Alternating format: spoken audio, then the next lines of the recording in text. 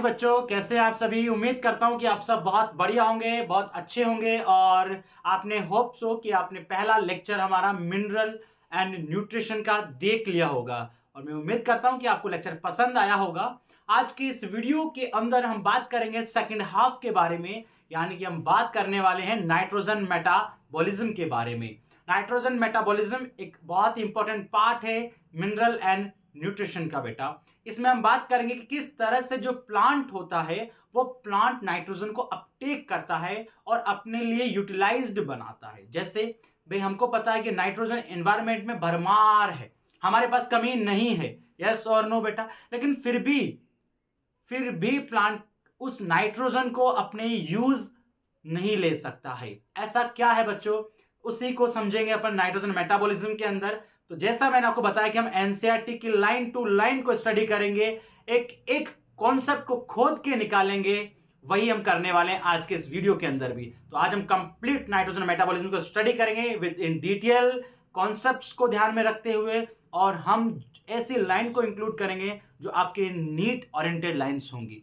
मैं आपको उसको मार्क कराऊंगा, आप भी एनसीईआरटी में मार्क करना, ताकि इजीली आप रिकॉग्नाइज कर सके जब भी एग्जाम के अंदर आए कि यार यहां से अच्छा एक कॉन्सेप्ट लगाना है। चलिए बात करते हैं बच्चों अपने इस टॉपिक के बारे में। तो सबसे पहले हम स्टार्ट करेंगे अपना स्टार्टिंग रिकॉर्डिंग, ठीक है, जैसा हम करते हैं अपना। चलिए बेटा, तो बात करेंगे मेटाबॉलिज्म ऑफ नाइट्रोजन के बारे में। ओके, तो सबसे पहले मैं आपको एक चीज समझाना चाहूंगा कि what is the meaning of metabolism. Okay, अगर आपको ये समझ में आ जाएगा तो आपको ये पता लग जाएगा कि नाइट्रोजन मेटाबॉलिज्म क्या होता है, क्या होने वाला है इस चैप्टर, इस टॉपिक के अंदर। तो सुनिए बेटा, मेटाबॉलिज्म में दो प्रोसेस आती है हमारे पास में। ओके, मेटाबॉलिज्म में कौन सी दो प्रोसेस आती है हमारे पास में? एक तो आता है अपने पास में एनाबॉलिज्म। क्या बात सही है कि नहीं है? बिल्कुल बात सही है सर। एक तो आता है आपके पास में एनाबॉलिज्म आता है, प्लस एक हमारे पास में आता है बेटा कैटाबॉलिज्म आता है। क्या बात सही है कि नहीं है? बिल्कुल बात सही है। अब थोड़ा सा मुझे आप बताएंगे कि एनाबॉलिज्म क्या होता है, कैटाबॉलिज्म क्या होता है। ओके, एनाबॉलिज्म मतलब सिंथेसिस होना चाहिए, यस और नो बेटा? क्या होना चाहिए? सिंथेसिस होना चाहिए। कैटाबॉलिज्म मतलब क्या होता है बेटा? लाइसिस होना चाहिए, यानी कि ब्रेक डाउन होना चाहिए। तो हम इस पूरे नाइट्रोजन मेटाबॉलिज्म के अंदर देखेंगे किस तरह से नाइट्रोजन के जो कंपाउंड्स होते हैं वो टूटते हैं और फिर वापस से नाइट्रोजन का कंपाउंड बनाते हैं। यानी पूरा कंप्लीटली नाइट्रोजन का एनाबॉलिज्म भी चलेगा, नाइट्रोजन का कैटाबॉलिज्म भी चलने वाला है। चलिए बात करते हैं सबसे पहले अपन apart from carbon, okay, hydrogen, oxygen, nitrogen is the most prevalent element in living organism. देखिए बेटा, हम बात करते हैं कि यार हाइड्रोजन चाहिए हमको, ऑक्सीजन चाहिए हमको, कार्बन चाहिए। ये तीन एलिमेंट जो होते हैं ये तो हमको कंप्लीटली लार्ज अमाउंट में चाहिए ही चाहिए। उसके अलावा क्या होता है बेटा? नाइट्रोजन का भी उतना ही जरूरत है जितना हमको क्या जरूरत है, कार्बन का जरूरत है, हाइड्रोजन का जरूरत है और ऑक्सीजन का जरूरत है। जैसे हम बात करें फिजिक्स की बहुत इंपॉर्टेंस होती है ना आपकी नीट के सिलेबस के अंदर, केमिस्ट्री, वैसे ही बायो का भी उतना इंपॉर्टेंट रोल होता है आपके सिलेक्शन के लिए। तो आपको भी उतना ही ध्यान देना पड़ेगा बायो पे, यस और नो? वैसे ही हमको नाइट्रोजन की भी उतनी ही जरूरत होती है। चलिए बात करते हैं क्यों जरूरत होती है। देखिए, हम बात करते हैं, हम क्या पूरा एक बायोलॉजिकल सिस्टम कह सकते हैं, पूरे हम बायोमोलिक्यूल से मिलकर बने हुए हैं। तो ये जो बायोमोलिक्यूल होती है, जब आप इनकी डीप में स्ट्रक्चर पढ़ते हो तब हम देखेंगे कि कई मॉलिक्यूल ऐसे होते हैं जिसमें नाइट्रोजन का क्या होता है बेटा? यूज होता है। जैसे आपने पढ़ा होगा प्यूरिन एंड पायरिमिडिन, डीएनए के स्ट्रक्चर में होता है कि नहीं होता है? यस सर, पढ़ा है। तो वहां पर आप देखते हो नाइट्रोजन से ही तो मिलकर बने हुए हैं वो। हाँ सर, आ रहा है ध्यान में। न्यूक्लियोटाइड्स की बात करते हैं, नाइट्रोजन बेस पेयर्स की बात करते हैं, वहां पर काम आता है। क्या बात सही है? अमीनो एसिड्स में बात करें, अमाइन जो ग्रुप होता है NH2, अब सोचो अगर नाइट्रोजन नहीं होगा तो NH2 कहां से आएगा अमीनो एसिड की स्ट्रक्चर में? तो अमीनो एसिड नहीं बनेंगे, अमीनो एसिड नहीं बनेंगे तो ऑर्गेनिज्म नहीं बन सकता। यस और नो? चलिए, तो nitrogen is a constitute of amino acid, protein, hormones and chlorophyll and बेटा मेनी विटामिन ऑल्सो। बहुत सारे विटामिन जो हम पढ़े, ठीक है, या जो आपने पढ़े होंगे डाइजेशन के अंदर, उनमें भी आप देखेंगे बेटा किसका रोल होता है? नाइट्रोजन का रोल होता है। तो nitrogen is a very very essential elements for growth of plants. Okay बेटा, तो ग्रोथ एंड डेवलपमेंट के लिए आपको नाइट्रोजन बहुत ही ज्यादा जरूरी होता है। आगे चलेंगे, plant compete with microbes for limited nitrogen that is available in soil. Actually क्या होता है, जो हमारा सोइल होता है बेटा, यहां पर लिखेंगे अपन कि हमारा जो सोइल होता है उस सोइल के अंदर क्या प्रेजेंट होते हैं, उस सोइल के अंदर प्रेजेंट होते हैं, देखो प्लांट तो पता ही है आपको, प्लांट भी प्रेजेंट होते हैं, ठीक है, सोइल के पास अर्थ में। और इसमें क्या प्रेजेंट होते हैं, माइक्रोब्स भी प्रेजेंट होते हैं। आपको पता है यार सर, माइक्रोब्स तो जहां देखो वहीं मिल जाते हैं, हमारी आंत से, हमारे इंटेस्टाइन से लेके अर्थ में भी मिल रहे हैं। तो एक्चुअली क्या होता है अब देखो मैंने यहां पर लिखा हुआ है एक इंपॉर्टेंट लाइन सुनना कि एवरी लिविंग ऑर्गेनिज्म। अब लिविंग ऑर्गेनिज्म जब बात होती है ना बायो के अंदर, तो हम क्या करते हैं, तीन पिक्चर आ जाती है हमारे सामने यार। लिविंग ऑर्गेनिज्म प्लांट हो सकता है, एनिमल हो सकता है, माइक्रोब्स हो सकता है। क्या बात सही है कि नहीं? यस। तो नाइट्रोजन तो सबको चाहिए ना भाई, हाँ या ना? हाँ सर। तो क्या होता है, इस नाइट्रोजन की लड़ाई करते हैं, कंपटीशन होता है बेटा। किस किस के बीच में होता है कंपटीशन? तो आप ध्यान रखेंगे बेटा, यहां पर वेरी वेरी इंपॉर्टेंट टॉपिक है, बहुत ही ज्यादा इंपॉर्टेंट की एनसीईआरटी की लाइन है बेटा ये। क्या बात समझ में आ रही है? बिल्कुल सर, क्लियर हो गया यहाँ पर टॉपिक ये। तो ये लाइन आपकी नीट ओरिएंटेड लाइन हो जाती है बेटा, स्टेटमेंट में डायरेक्टली पूछी जा सकती है। आगे बात करते हैं, दस nitrogen is limiting nutrient for both natural and agriculture ecosystem. तो इसलिए क्या होता है, हमारा जो इकोसिस्टम है जिसमें हम एग्रीकल्चर की बात भी करें और नेचर की बात भी करें, तो वहां पर क्या हो जाता है बेटा, नाइट्रोजन किसकी तरह बिहेव करेगा, नाइट्रोजन बिहेव करता है एक लिमिटिंग फैक्टर की तरह। यस और नो? क्या बात समझ में आ रही है आप लोगों को? नाइट्रोजन किसकी तरह बिहेव करेगा, क्योंकि प्लांट और माइक्रोब्स में क्या चल रहा है, कंपटीशन चल रहा है। क्या चल रहा है? Competition for nitrogen. और हम तक तो कहां से पहुंचती है नाइट्रोजन, हमको डायरेक्ट एनवायरमेंट से नाइट्रोजन नहीं मिलेगी, ध्यान रखना बेटा। जैसे ऑक्सीजन मिल रही है, हमको क्या होता है, हमको प्लांट्स को खाना पड़ेगा, प्लांट्स अमीनो एसिड्स बनाएंगे। प्लांट अमीनो एसिड्स क्या कहते हैं उनको, अगर प्लांट नाइट्रोजन ले रहा है, बाद में उससे अमीनो एसिड बनाएगा और प्लांट में वो अमीनो एसिड कहलाएंगे प्लांट अमीनो एसिड। बाद में वो हम जब खाते हैं तब वो एनिमल अमीनो एसिड में कन्वर्ट होते हैं, फिर एनिमल प्रोटीन बनती है। तो हम पूरा कंप्लीटली डिपेंड किस में बेटा, हम कंप्लीट भी नाइट्रोजन के लिए डिपेंड हैं प्लांट्स पे। क्या बात समझ में आ रही है, हाँ या ना? चलिए आगे बात करते हैं। Nitrogen exist as a two nitrogen atom join by very strong triple covalent bond, जिसको अपन क्या बोलते हैं बेटा। तो आपसे यहां पर एक चीज पूछी जाती है कि नाइट्रोजन और नाइट्रोजन के बीच में कौन सा बॉन्ड है, नाइट्रोजन और नाइट्रोजन के बीच में कौन सा बॉन्ड होता है, कोवलेंट बॉन्ड होता है।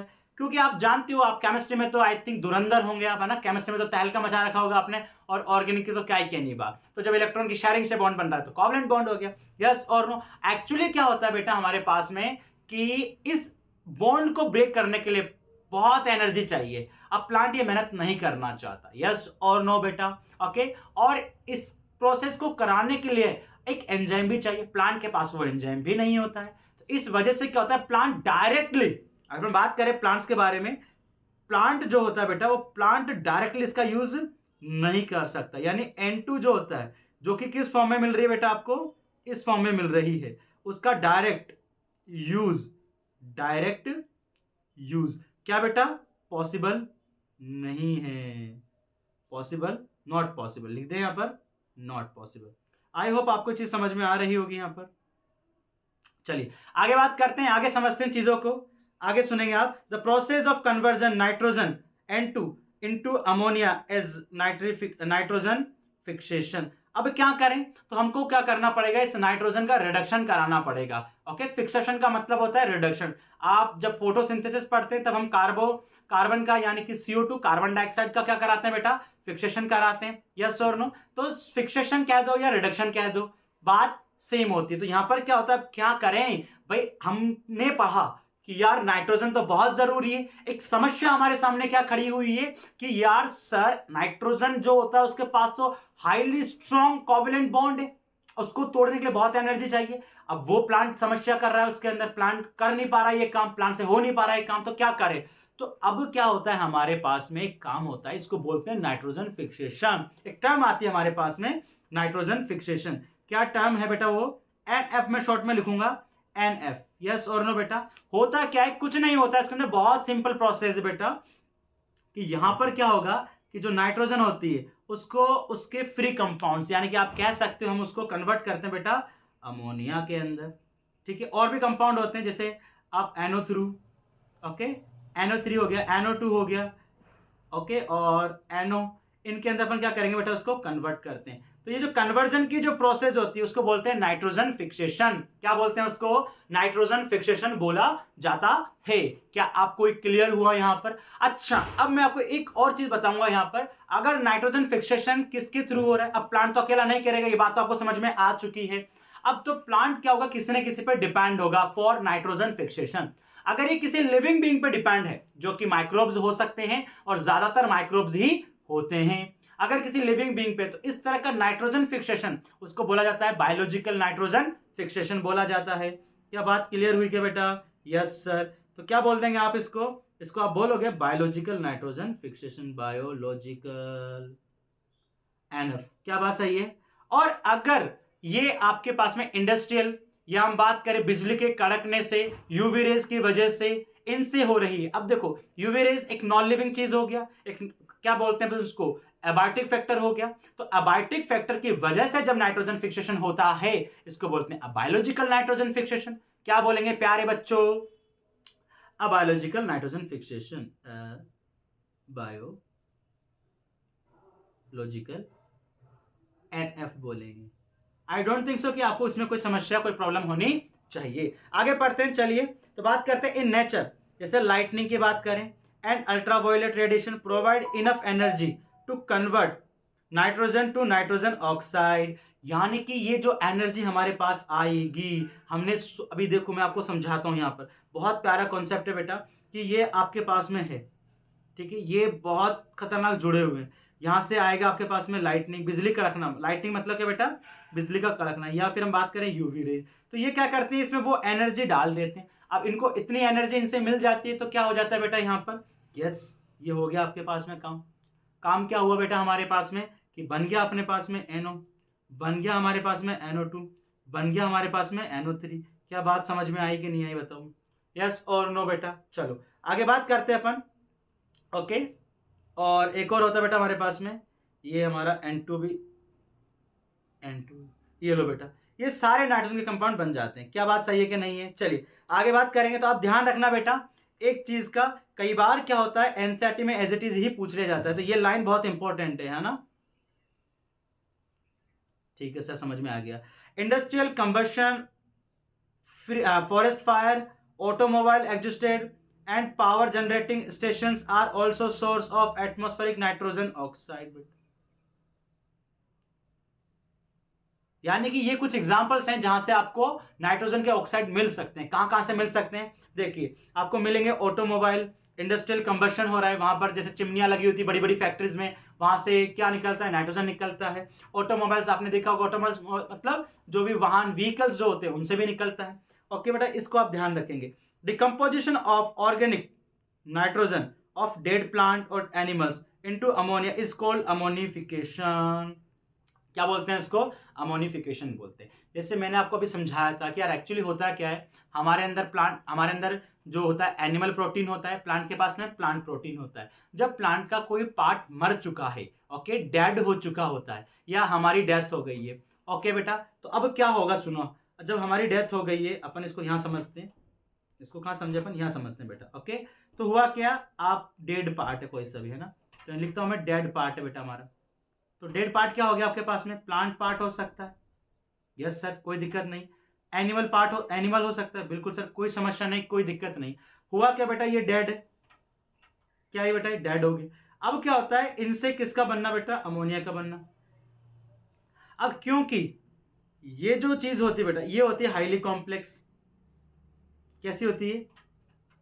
कॉम्प्लेक्स होती है। और इससे क्या बनता है बेटा आपके पास में? सिंपल। और ये कैसा होता है? इनऑर्गेनिक होता है। जबकि आपने पढ़ा है बायोमोलिक्यूल्स के अंदर, ये जो प्रोटीन वाला पार्ट होता है, अमीनो एसिड होते हैं, वो एक ऑर्गेनिक कंपाउंड्स होते हैं। क्या होते हैं बेटा? वो एक ऑर्गेनिक कंपाउंड्स होते हैं। तो इस प्रोसेस को, जिसमें डेड प्लांट के पास और डेड एनिमल के पास में जो ऑर्गेनिक कॉम्प्लेक्स मॉलिक्यूल हैं, या ऑर्गेनिक नाइट्रोजन कॉम्प्लेक्स मॉलिक्यूल होते हैं, उनका किस में चेंज होना बेटा? अमोनिया में चेंज होना। और अमोनिया क्या होता है? बहुत ही ज्यादा सिंपल इनऑर्गेनिक कंपाउंड होता है। This process is known as ammonification. क्या बोलते हैं बच्चों उसको? उसको बोला जाता है अमोनिफिकेशन। ये समझ में आया आपको? नाइट्रोजन फिक्सेशन, और ये हमारा टर्म आता है अमोनिफिकेशन। क्या कोई दिक्कत, कोई समस्या बच्चों? नहीं सर।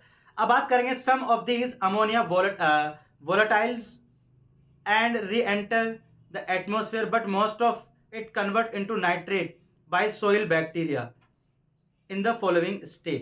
होता क्या बेटा कि काफी सारी जो अमोनिया होती है वो तो वोलेटाइल हो गई, वो तो नेचर में चली गई, क्योंकि अमोनिया क्या होता है, गैस ही तो है। ओके बेटा, यस सर। अब कुछ बैक्टीरिया प्रेजेंट होते हैं यहाँ पर, ध्यान रखना बेटा।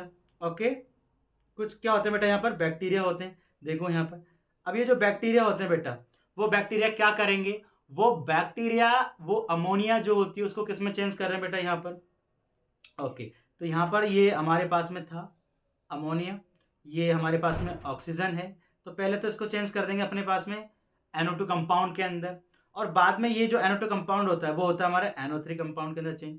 और एक इंपॉर्टेंट बात और एक इंपॉर्टेंट लाइन और एक इंपॉर्टेंट लाइन जो कि आपकी नीट ओरिएंटेड लाइन है उसको बताता हूं। आपसे पूछा जा सकता है नीट के एग्जाम के अंदर कि बताइए प्लांट नाइट्रोजन को किस फॉर्म में एब्जॉर्व करते हैं। अब बताइए मुझे कि प्लांट नाइट्रोजन को किस फॉर्म में एब्जॉर्व करते हैं बेटा। तो absorb form of nitrogen in plant, absorb form of nitrogen in plants. बताइए बताइए, बहुत इंपॉर्टेंट लाइन है बेटा, बताइए। बहुत ही प्यारा क्वेश्चन है, 4 नंबर आपको देके जाएगा अगर आता है तो। और चांसेस होते हैं इस तरह के क्वेश्चंस, इस तरह की माइंड को हिला देने वाले लाइंस, क्योंकि आप पूरा नाइट्रोजन मेटाबॉलिज्म पढ़ रहे होते हो लेकिन उसने पूछा एक बेसिक सा आंसर है आपको। कई बार ये चीज होती है पेपर के अंदर कि बहुत ज्यादा कॉन्सेप्ट हम समझ जाते हैं लेकिन पूछ बेसिक से लेते हैं। तो इस बात का आप ध्यान रखेंगे जब भी आप रिवीजन करेंगे कि हमको एक बेसिक से बेसिक लाइन को भी ध्यान में रखना है। कई बार बच्चे देखा है मैंने, कई बार बच्चे प्रिपेयर करते हैं लेकिन होता क्या है कि जैसे सपोज दैट कि कोई बच्चा रेप्लिकेशन पढ़ रहा है, अब रेप्लिकेशन पढ़ रहा है या जेनेटिक का कोई टॉपिक पढ़ रहा है, तो वो अपना ओरा ऑफ माइंड ऐसा कर देता है कि वो सोचता है कि यार मुझे बड़े बड़े कॉन्सेप्ट पे ध्यान देना, और एग्जाम के अंदर क्वेश्चंस बहुत ही ज्यादा बेसिक से पूछ लिया जाता है। तो एक ये समस्या, एक ये जो प्रॉब्लम होता है, या एक हम कह सकते हैं बच्चे इस बात से अनजान होते हैं कि यार हमको क्या कहां फोकस करना चाहिए। तो मेरा आपसे यही कहना है कि जब भी आप तैयारी करें बेसिक से आप ध्यान रखें। तो यहां पर क्या हो जाएगा हमारा आंसर, ओके बेटा, तो NO3 बेटा। तो इट इज एब्जॉर्ब फॉर्म बेटा, क्या होती है, एब्जॉर्ब फॉर्म होती है। कैसी होती है बेटा, ये एब्जॉर्ब फॉर्म होती है। इंपॉर्टेंट कॉन्सेप्ट है, ध्यान रखना, डबल स्टार कर लेना। और ये आपका नीट ओरिएंटेड लाइन हो गया, NOL, नीट ओरिएंटेड लाइंस। चलिए बात करेंगे, ammonia is first oxidise nitrite by the bacteria, जिसको बोलते हैं नाइट्रोसोमोनास। क्या बोलेंगे बेटा उसको, नाइट्रोसोमोनास बोला जाता है। और नाइट्रोकोकस, क्या बोलेंगे बेटा उसको, नाइट्रोकोकस बोलेंगे। The nitrite is further oxidise into nitrate with the help of the bacteria Nitrobacter. This step is called nitrification. तो आप बात करेंगे अपन नाइट्रिफिकेशन क्या होता है, मैं आपको यहां पर थोड़ा सा क्लियर करता हूं, ठीक है। हालांकि अपन लास्ट में भी अपने पास टॉपिक्स आते हैं, वहां पर भी इसको पढ़ेंगे। चलिए तो मैं आपको समझाता हूं सबसे पहले कि नाइट्रिफिकेशन हुआ क्या आपके पास में, क्लियर बात है। तो हम इसको समझते हैं, ऐसे सुनना बेटा कि हमारे पास में क्या आ गई, ये अमोनिया आ गई, ठीक है बेटा। ओके, ये वाले स्टेप की बात कर रहे हैं बेटा, इस स्टेप की बात कर रहे हैं।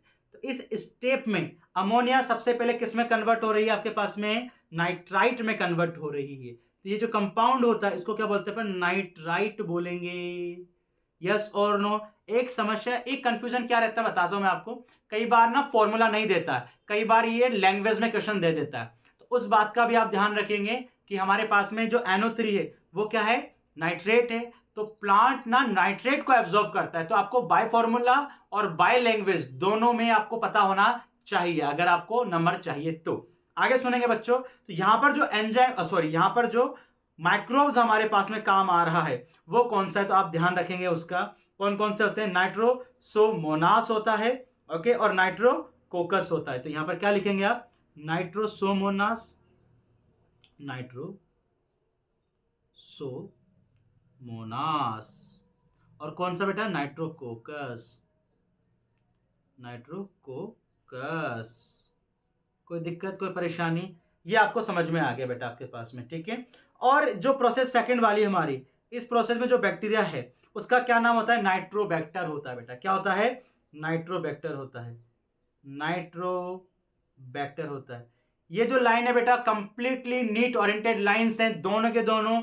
अच्छा कॉन्सेप्ट है, इसको आप क्या कर लेंगे, लिख लेंगे इंपॉर्टेंट, क्योंकि आपके यहां पर क्वेश्चंस फ्रेम हो सकते हैं। क्या हो सकते हैं यहां पर, क्वेश्चन फ्रेम हो सकता है। आगे बात करते हैं बेटा अपन next. Okay, these nitrifying bacteria are chemoautotrophs. तो इस तरह के जो बैक्टीरिया होते हैं उनको अपन क्या बोलते हैं, कीमो ऑटोट्रॉफ्स बोलते हैं। और ये बिकॉज क्या कर रहे हैं बेटा, नाइट्रिफिकेशन कर रहे हैं। क्या कर रहे हैं आपके पास में, ये नाइट्रिफिकेशन कर रहे हैं। मतलब कि सर जो हमारे पास में अमोनिया होती है, उस अमोनिया से क्या बना रहे हैं बेटा आपके पास में ये, ओके अमोनिया से पहले बना रहे हैं ये, यहां पर मैं लिख दूंगा इस चीज को। अमोनिया से पहले बन रहा है आपके पास में NO2 बनती है, फिर NO3 बनती है बेटा। और ये जो प्रोसेस है उसको नाइट्रिफिकेशन बोलते हैं। इस तरह के बैक्टीरिया को नाइट्रीफाइंग बैक्टीरिया बोलेंगे। अब ये जो बैक्टीरिया हैं, ओके, ये क्यों कर रहे हैं ऐसा। एक्चुअली क्या होता है, बैक्टीरिया अपना फूड फॉर्मेशन जो होता है बेटा, वो कहां से करते हैं, केमिकल से कर रहे हैं। कहां से कर रहे हैं बेटा, केमिकल से कर रहे हैं। अब बिकॉज ये केमिकल पे डिपेंड है अपने फूड फॉर्मेशन के लिए, तो इसी वजह से हम क्या कहते हैं बेटा, इन बैक्टीरिया को कीमो ऑटोट्रॉफ्स बोला जाता है। और ये जो प्रोसेस होती है वो किसके अंडर आती है, ऑटोट्रॉफिक न्यूट्रिशन के अंदर आती है, जिसमें दो प्रोसेस होती है आपकी। अगर आपने पढ़ा है, नहीं पढ़ा तो समझना। एक तो होता है फोटोसिंथेसिस, एक होता है कीमोसिंथेसिस। तो अगर कोई बैक्टीरिया, मतलब ज्यादातर बैक्टीरिया क्या करते हैं, केमिकल्स के थ्रू अपना फूड बना रहे हैं, यस और नो बेटा। और कुछ होते हैं जो फोटोसिंथेटिक भी होते हैं, जैसे साइनोबैक्टीरिया फोटोसिंथेटिक होते हैं। इसलिए हम क्या कहते हैं यहां पर, इनको कीमो ऑटोट्रॉफ्स कहा जाता है, क्योंकि इनका मोड ऑफ न्यूट्रिशन क्या होता है, कीमोसिंथेसिस होता है। पूछ सकते हैं आपसे कि कीमो ऑटोट्रॉफ्स का मोड ऑफ न्यूट्रिशन क्या होता है, तो डाल देंगे वो ऑटोट्रॉफिक, हेटरोट्रॉफिक, फिर क्या कर रहे हो, समझ में आ रहा है। एक एक लाइन के पीछे एक बहुत बड़ा बैकग्राउंड हिस्ट्री होता है, जो सिर्फ और सिर्फ पता होता है एग्जामिनर को या जो आपको पढ़ा रहा है। हमारा मेन मकसद आपको उस हिस्ट्री को रिवील करना है कि देख भाई ये चीज है, ऐसे ऐसे एग्जामिनर का माइंड चल सकता है इस टॉपिक, इस लाइन को लेके।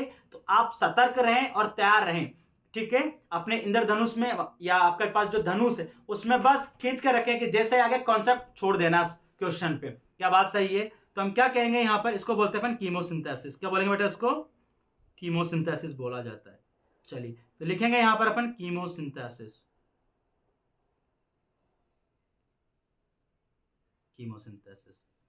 होप सो आपको समझ में आया होगा। चलिए आगे बात करते हैं। The nitrite that's formed is absorbed by plant, ठीक है बेटा, अब ध्यान में आ गया आपको। चलिए, and it transport to leaves, किसको दे दी जाती है बेटा, ये दे दी जाती है लीव। तो एब्जॉर्ब फॉर्म क्या हुई बताइए आप मुझे, बता चुका हूं मैं आपको, क्वेश्चन करा चुका हूं, इस पे इंपॉर्टेंट लाइन लगा दी है, ध्यान रखना बेटा। और किसको दे दी जाती है, लीव्स को दे दी जाती है। In leaves it reduce in the form of ammonia. That is the very very important line. पूछा जाता है कि अमोनिया में जो जो NO3 होता है वो अमोनिया में कहां कन्वर्ट होता है, विच पार्ट, प्लांट का कौन सा पार्ट है वो।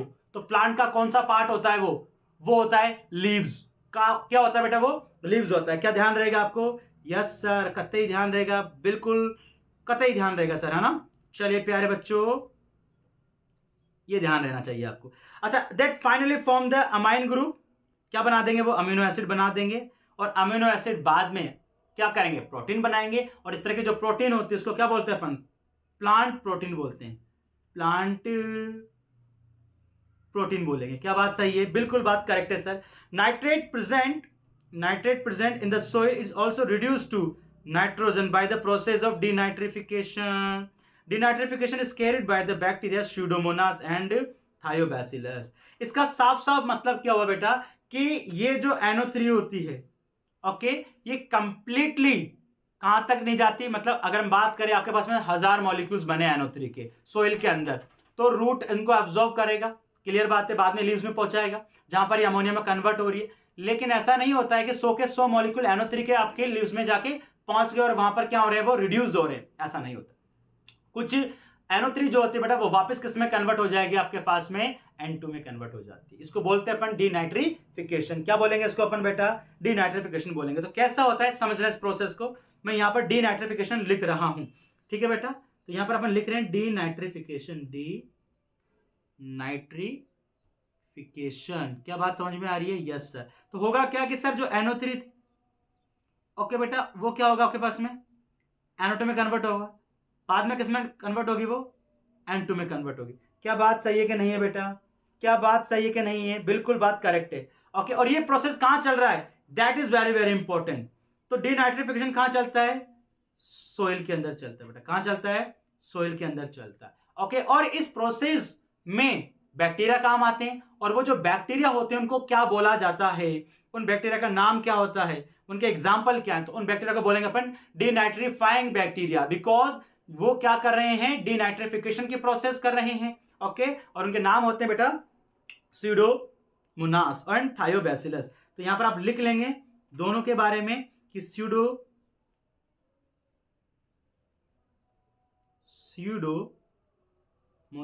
Plus Thiobacillus. यस और नो बेटा? ये आपका डीनाइट्रिफिकेशन हो जाता है।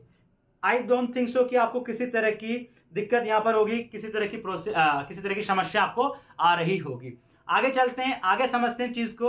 अब हमारे पास में आता है बायोलॉजिकल नाइट्रोजन फिक्सेशन। मैंने आपको बताया अभी हाल ही में, ऊपर की तरफ हमने डिस्कस किया था इस बारे में कि हमारे पास में नाइट्रोजन फिक्सेशन दो प्रकार का होता है, दो टाइप का होता है।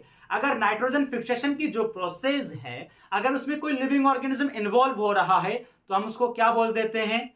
बायोलॉजिकल बोल देते हैं। और अगर उसमें कोई अबायोटिक फैक्टर इन्वॉल्व हो रहा है, कोई नॉन लिविंग कंपोनेंट इन्वॉल्व हो रहा है, सॉरी, हाँ बिल्कुल सही है, कोई नॉन लिविंग मतलब कि जैसे अल्ट्रावायलेट है ना, लाइट वगैरह इन्वॉल्व हो रही थी, तो क्या बोलते हैं अपन उसको? बायोलॉजिकल नाइट्रोजन फिक्सेशन बोलते हैं। ओके बेटा, बायोलॉजिकल आपने देख लिया यहां पर किस तरह से होता है। तो इसमें कौन करता है? अल्ट्रावायलेट रे काम करेगा, लाइट बिजली कड़कती है तो भी हमारे पास में नाइट्रोजन फिक्सेशन होता है। तो बिजली का कड़कना बढ़िया है, ठीक है, नाइट्रोजन फिक्सेशन होगा, प्लांट को ज्यादा क्या मिलती है बेटा? नाइट्रोजन प्रोवाइड हो जाती है इन्वायरमेंट के अंदर। क्या बात सही है कि नहीं है? तो देखो आप, कितनी दुविधा की बात है कि हमारे आसपास क्या होता है बेटा? 78% नाइट्रोजन है। कितना? 78% इन्वायरमेंट के अंदर नाइट्रोजन प्रेजेंट होता है। बट अगर हमारे पास में एबिलिटी नहीं है, अगर हमारे पास में स्किल्स नहीं है, तो हम उसको यूज नहीं कर सकते, उसका फायदा नहीं ले सकते। ऐसे ही अगर आप किसी एग्जाम का प्रिपेयर कर रहे हो, आपके पास हर तरह का रिसोर्स है, बट अगर आप में एबिलिटी नहीं है, अगर आप में वो स्किल्स नहीं है, तो हम उसका फायदा नहीं ले सकते। यही एक मेन रीजन देखा है। कई सारे, देखो टीचर तो हमेशा टॉप ही होते हैं यार, है ना, बहुत अच्छे टीचर्स होते हैं, हर एक इंस्टीट्यूट में बहुत बढ़िया बढ़िया टीचर्स होते हैं, लेकिन कहीं ना कहीं कमी हमारे अंदर होती है। या तो हम अपना ऑरा ऐसा सेट कर लेते हैं टीचर के रिगार्डिंग कि यार नहीं यार, कुछ ना कुछ तो मिस हो रहा है। ओके, हमारे अंदर स्किल्स होनी चाहिए, तभी हम पूरी तरह से उन रिसोर्सेस का यूज कर सकते हैं। प्लांट यहां पर देखो नहीं कर पा रहा है, जबकि हमारे एनवायरमेंट के अंदर, एटमॉस्फेयर के अंदर नाइट्रोजन परसेंटेज 78 होता है, और सबसे ज्यादा इसी गैस का होता है। क्लियर?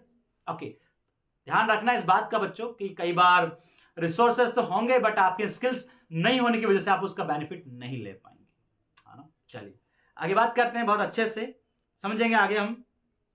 चलिए बात करेंगे बायोलॉजिकल नाइट्रोजन फिक्सेशन के बारे में, बहुत इंपॉर्टेंट है और अच्छे अच्छे कॉन्सेप्ट्स यहां से आते हैं। चलिए तो मैं आपको समझाता हूं सबसे पहले बायोलॉजिकल नाइट्रोजन फिक्सेशन क्या होता है।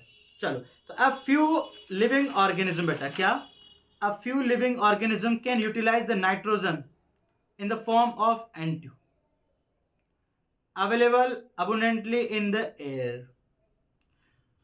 वेरी फ्यू मतलब कि बहुत ही ज्यादा कम ऐसे एग्जाम्पल्स हमारे पास में ऑर्गेनिज्म, लिविंग ऑर्गेनिज्म के हैं जो क्या कर सकते हैं बेटा? नाइट्रोजन जो कि N2 की फॉर्म में इन्वायरमेंट की एयर में प्रेजेंट है, उसका वो यूटिलाइज कर सकते हैं। तो क्या बेटा कि very few, very very important line बेटा, वेरी फ्यू क्या कर पाते हैं? वो N2 का यूज कर सकते हैं बेटा। कुछ एक आध एग्जांपल्स हमारे पास में, या बात करें बहुत कम एग्जांपल्स हैं हमारे पास में, किसके? बोलो बोलो बोलो बोलो, लिविंग ऑर्गेनिज्म के। आगे सुनेंगे, only certain prokaryote species are capable. तो ध्यान रखना बेटा किसकी बात हो रही है? Prokaryotic species are capable of fixing nitrogen. Eukaryotic cell तो कर ही नहीं सकती। क्या बात सही है कि नहीं है? Okay, reduction of nitrogen is nitrogen to ammonia by living organism is called biological nitrogen fixation। it is very very important बेटा, it is very very important। तो आप ध्यान रखेंगे, एक बहुत ही अच्छा कॉन्सेप्ट यहां पर आपका तैयार होता है। क्या कॉन्सेप्ट है आप समझेंगे बेटा। देखो, आपके पास में जो बैक्टीरिया है जो कि प्रोकैरियोटिक होंगे, आपको पता है ये बैक्टीरिया को अपन ने किस में रखा गया है, बैक्टीरिया को प्रोकैरियोट्स में रखा जाता है। पढ़ाना अपने बायोलॉजिकल क्लासिफिकेशन के अंदर बड़ा अच्छे से डिटेल से। होता क्या है बच्चों कि जो हमारे पास में ये नाइट्रोजन है, क्वेश्चन देखो कैसे पूछा जाएगा, मैं समझाता हूं आपको। अब ये नाइट्रोजन से क्या हो गया बेटा आपके पास में, उसको चेंज कर दिया अपन ने NH3 के अंदर, और इसमें कौन काम कर रहा है आपके पास में, बैक्टीरिया। और बैक्टीरिया क्या होते हैं आपको पता है, प्रोकैरियोट्स होते हैं बेटा। क्या होते हैं वो, प्रोकैरियोट्स होते हैं। इस प्रोसेस को अपन बोलते हैं BNF, मतलब बायोलॉजिकल नाइट्रोजन फिक्सेशन। तो बायोलॉजिकल, बायो NF बोल देंगे यहाँ पर। कोई दिक्कत, कोई समस्या आपको इसको समझने में, बिल्कुल नहीं सर, समझ में आ रहा है, यही होना चाहिए। दिख रहा है आपको यहाँ पर, the enzyme nitrogenase which is capable of nitrogen reduction. Very very important बेटा, आप ध्यान रखेंगे नाइट्रोजिनेज के बारे में कि नाइट्रोजिनेज क्या होता है, नाइट्रोजन का रिडक्शन करता है। प्रेजेंट एक्सक्लूसिवली इन प्रोकैरियोट्स, सिर्फ और सिर्फ कहां मिलेगा आपको, प्रोकैरियोट्स के अंदर मिलता है। यस और no, that's why prokaryotes are capable for nitrogen fixation. Okay, nitrogen का रिडक्शन कर सकते हैं वो, बिकॉज उनके पास में वो ब्रह्मास्त्र है। वो ब्रह्मास्त्र क्या है, नाइट्रोजिनेज एंजाइम। ओके बेटा, यस और नो। इसका साफ साफ मतलब पता आपको क्या हुआ कि नाइट्रोजिनेज एंजाइम जो होता है उसके पास में वो साइट है, वो बाइंडिंग साइट होती है जहां पर हमारा सबस्ट्रेट जो कि नाइट्रोजन N2 कंपाउंड जाके जुड़ेगा और एंजाइम क्या कर देगा, उससे प्रोडक्ट बना देगा। क्या बात समझ में आ रही है आपको, यहां पर एंजाइम का कॉन्सेप्ट लग रहा है, कौन सा, लॉक एंड की थ्योरी। क्या बात समझ में आ गई कि नहीं आई, आ रही है तो हाँ बोलो। ओके चलिए, बिल्कुल सर आ रहा है। चलो यहां पर ओके बेटा, तो ये आपको समझ में आ गया होगा, नाइट्रोजन फिक्सेशन, नाइट्रोजिनेज एंजाइम होता है। चलिए, द नाइट्रोजन फिक्सेशन, अब आगे मैं थोड़ा सा रीड करता हूं, आपको क्लियर करता हूं बाकी कॉन्सेप्ट्स को भी। Nitrogen fixing microbes could be free living and symbiotic हो सकते हैं। मतलब क्या होता है कि वो या तो फ्री लिविंग हो सकता है या सिम्बायोटिक हो सकता है। दो कैटेगरी हमारे पास में यहां पर आ जाती है। कौन कौन सी आगे बेटा आपके पास में, तो फर्स्ट कैटेगरी हमारे पास में आ गई फ्री लिविंग वाली, फ्री लिविंग कैटेगरी आ गई। फ्री लिविंग में क्या होता है बेटा, उसका कोई कॉन्ट्रैक्ट साइन नहीं होता है ऑर्गेनिज्म के साथ में कि नहीं यार, ओके, वो फ्री लिविंग करता रहता है, खुद ही अपने आप बनाता रहता है वो, है ना, किसी के लिए स्पेशल काम नहीं करता है। यस और नो। एक क्या होता है बेटा, एक होता है सिम्बायोटिक। क्या होता है बेटा, एक सिम्बायोटिक होता है हमारे पास में, सिम्बायोटिक रिलेशनशिप या सिम्बायोटिक बैक्टीरिया। ठीक है बेटा, क्या होता है symbiotic biological nitrogen fixation. Yes और नो, ये वाला टॉपिक है। जैसे मैं आपको समझाऊं, जैसे मैं हूं, अब मैं अपने चैनल पे वीडियोस डाल रहा हूं, अपने चैनल पर रिवीजन डाल रहा हूं। यस और नो, मैं क्या किसी के साथ कॉन्ट्रैक्ट साइन कर रखा है, क्या नहीं कर रखा, तो मैं क्या हो गया, फ्री लिविंग हूं, अपनी फ्री विल है, अपने हिसाब से काम कर रहा हूं, अपने हिसाब से अपने लेक्चर के अंदर समझाऊंगा, अपने कॉन्सेप्ट लगाऊंगा। एक होता है किसी इंस्टीट्यूट के साथ जुड़े तो आपको ध्यान रखना पड़ता है क्या बोलना क्या नहीं बोलना है, बहुत सारी चीजें, तो वहां पर सिम्बायोटिक हो गया, आपने अपने आप को एसोसिएट कर रखा है उस इंस्टीट्यूट के साथ में। बट जबकि मैं यहां पर फ्री लिविंग हूं, आराम से अपना काम अपने अकॉर्डिंग करूंगा। क्या बात सही है कि नहीं है, सेम चीज होती है कि फ्री लिविंग जो नाइट्रोजन फिक्सेशन बैक्टीरिया होते हैं बेटा, वो अपने अकॉर्डिंग काम करते हैं, आराम से काम करते हैं, वो किसी के साथ में कॉन्ट्रैक्ट साइन नहीं करते हैं, एसोसिएट नहीं होते हैं। क्या बात समझ में आ रही है, अगर आ रही है तो हाँ बोलो, ओके, नहीं आ रही है तो भी हाँ बोलो, ठीक है, ओके, कमेंट सेक्शन में बता देना अगर डाउट वगैरह कुछ आ जाता है तो। चलेंगे, है ना, चलेंगे प्यारे बच्चों, नीट का एग्जाम बहुत करीब है आपका, ठीक है, उसी की जद्दोजहद में लगे हुए हैं सभी, आप और टीचर्स भी। चलिए, बट एक बात ध्यान रखना यार, ना, अपने आप पे भरोसा हमेशा बनाए रखना। कोई एग्जाम बड़ा नहीं होता, ओके, किसी एग्जाम की औकात इतनी नहीं कि वो तुमसे ना हो, है ना, तो तुम्हारे अंदर वो कैपेबिलिटी है, बट तुम क्या हो, अभी हनुमान जी बन चुके हो। ओके, अगर नहीं बने तो अच्छी बात है कि कई बच्चे होते हैं जो हनुमान जी बन जाते हैं, उनको दिलाना पड़ता है यार कि नहीं, तुम्हारे अंदर कैपेबिलिटी है। तुम सोचो अपने आप को, यार आदमी चांद पे पहुंच गया, तुम ये 2 किताबें नहीं पढ़ पाओगे, है, इंसान का औकात बड़ा है इन 2 किताबों से यार, नहीं, बहुत ज्यादा बड़ा है। आदमी चांद पे पहुंच चुका है, आदमी ऐसे ऐसे मिराकल्स कर रहा है यार, और हम ह्यूमन स्पीसीज बायोलॉजी की 2 किताबें नहीं पढ़ पाएंगे, हाँ, नेवर, पॉसिबल ही नहीं है बेटा, आराम से। बट तुम्हारे अंदर वो कैपेबिलिटी है, लेकिन कई बार क्या होता है, हम धूल छा जाती है, डस्ट छा गई, डस्ट, वो डस्ट हटा रहे हैं, आपको डस्ट हटाएं उसको, ठीक है। तो फिर जिंदगी बेहतर भी होगी और बेहतरीन भी होगी। चलिए आगे बात करते हैं एग्जाम्पल्स के बारे में। तो फ्री लिविंग नाइट्रोजन फिक्सेशन, अब क्या होता है, दो कैटेगरी आती है हमारे पास में। एक तो होता है एरोबिक माइक्रोब्स और एक होता है हमारे पास में बेटा नॉन एरोबिक। ठीक है बेटा, ओके, यानी कि अनएरोबिक। तो रोडोस्पाइरिलम जो होता है वो क्या होता है बेटा, ध्यान रखेंगे आप। रोडोस्पाइरिलम जो होता है बेटा, ओके, वो क्या होता है बेटा आपके पास में, फ्री लिविंग तो है लेकिन कौन सा है भाई, यहां पर हमारे पास में आ गया फ्री लिविंग के अंदर दो कैटेगरी आ गई। दो कैटेगरी कौन कौन सी आ गई आपके पास में सर, फ्री लिविंग बट कौन सा, एरोबिक। तो फ्री लिविंग एरोबिक का एग्जांपल क्या होगा, यहां पर आपके पास में दो एग्जांपल्स आपके पास में आते हैं। कौन कौन से आते हैं, एक तो एजोबैक्टर आता है और एक क्या आता है आपके पास में बेटा, बेंजिनरिका। ओके, बेंजिनरिका एक अपने पास में एग्जांपल है और एक क्या है बेटा आपके पास में, ओके, एजोबैक्टर है। तो आज सुनो बेटा आपके पास में एक तो हो गया हमारे पास में एजोबैक्टर और एक हमारे पास में क्या होता है, बेंजिनरिका। ठीक है, तो आप ध्यान रखेंगे। ऑलराइट बेटा, दोनों एग्जांपल्स के बारे में। नेक्स्ट आता है अनएरोबिक। अनएरोबिक उसका एग्जांपल क्या होता है, रोडोस्पाइरिलम। क्या एग्जांपल है बेटा उसके, रोडोस्पाइरिलम। ओके, ये रोडोस्पाइरिलम ध्यान रखेंगे आप लोग, पूरा लिखने की जरूरत है नहीं, बिल्कुल दे रखा है। In addition a number of cyanobacteria such as Anabaena and Nostoc are free living nitrogen fixation. Yes और नो बेटा। तो कौन से साइनोबैक्टीरिया, देखो यहां पर आप देखेंगे, यहां पर आप कि हमारे पास में साइनोबैक्टीरिया मतलब कि बीजी है बेटा, क्या ये, ब्लू ग्रीन एल्गी। बेटा कौन है ये, ब्लू ग्रीन एल्गी के एग्जांपल से बेटा, क्या एग्जांपल्स हैं, BGA blue green algae, Anabaena and Nostoc. Actually पता है क्या होता है, अगर आपने बायोलॉजिकल क्लासिफिकेशन को बहुत अच्छे से समझा होगा तो वहां पर हमारे पास में एक डायग्राम आता है आपके बायोलॉजिकल क्लासिफिकेशन में, इस वाले पेज पर, अगर बुक इस तरह से तो इस वाले पेज पे लास्ट में कोने पे नीचे पे, तो वहां पर हेटेरोसिस्ट सेल्स होती हैं बेटा। कौन से सेल्स होती हैं, हेटेरोसिस्ट सेल्स होती हैं। उन सेल्स में क्या होता है बेटा, आपके नाइट्रोजन फिक्सेशन चलता है। ध्यान रखें, बीजीए में कौन सी सेल्स हैं जो नाइट्रोजन फिक्सेशन में हेल्प करती हैं, हेटेरोसिस्ट सेल्स। ठीक है बेटा, तो यहां पर होता है हेटेरोसिस्ट सेल्स,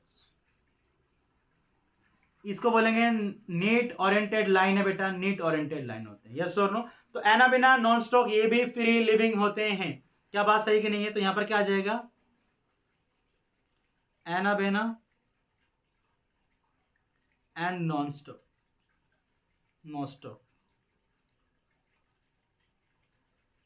आई होप आपको एक कंसेप्ट क्लियर हो गया होगा फ्री लिविंग के। तो फ्री लिविंग के ये एग्जांपल्स हैं, यहां से क्वेश्चन फ्रेम हो सकता है, तो नीट के हिसाब से फिर इंपॉर्टेंट हो जाता है हमारे लिए।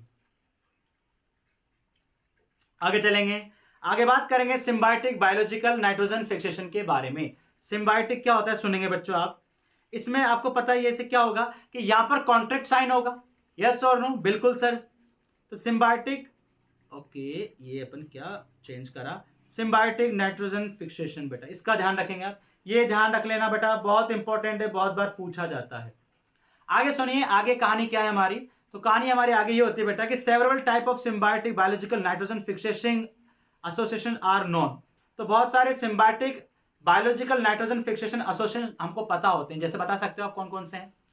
जैसे हम बात करें माइकोराइजा के बारे में, हम बात करें लाइकेंस के बारे में, है ना बेटा, ये क्या हमारे पास में, ये एग्जाम्पल्स हैं जहां पर क्या होता है, ओके सॉरी, लाइकेंस नहीं, माइकोराइजा होता है बेटा, है ना, ध्यान रखना, माइकोराइजा का तो एग्जाम्पल है हमारे पास में। ओके, तो और भी कुछ चीजें आएंगी हमारे पास में, देखेंगे अपन, लेग्यूमिनस जो प्लांट होते हैं उनके अंदर भी मिलता है। तो बहुत सारे एग्जांपल्स आते हैं हमारे पास में सिम्बायोटिक किसके बेटा, एसोसिएशन के आते हैं जो नाइट्रोजन फिक्सेशन में हेल्प करते हैं। जैसे सुनना कौन कौन से मैं आपको बताता हूं यहां पर, उनको ध्यान रखना आप, ठीक है ना। तो the most prominent among them, change करना पड़ेगा, लेग्यूम बैक्टीरिया रिलेशनशिप। तो मोस्ट प्रोमिनेंट क्या होता है, बहुत बड़ी एग्जांपल क्या आपके पास में, नाइट्रोजन फिक्सेशन के लिए लेग्यूम। लेग्यूम प्लांट क्या होते हैं बेटा, पी प्लांट होते हैं। क्या होते हैं, पी प्लांट, है ना। लेग्यूमिनोसी फैमिली होती है, उनमें एक बैक्टीरिया मिलता है। अब बिकॉज ये बैक्टीरिया लेग्यूम प्लांट के अंदर मिलता है, that's why this is known as legume bacteria.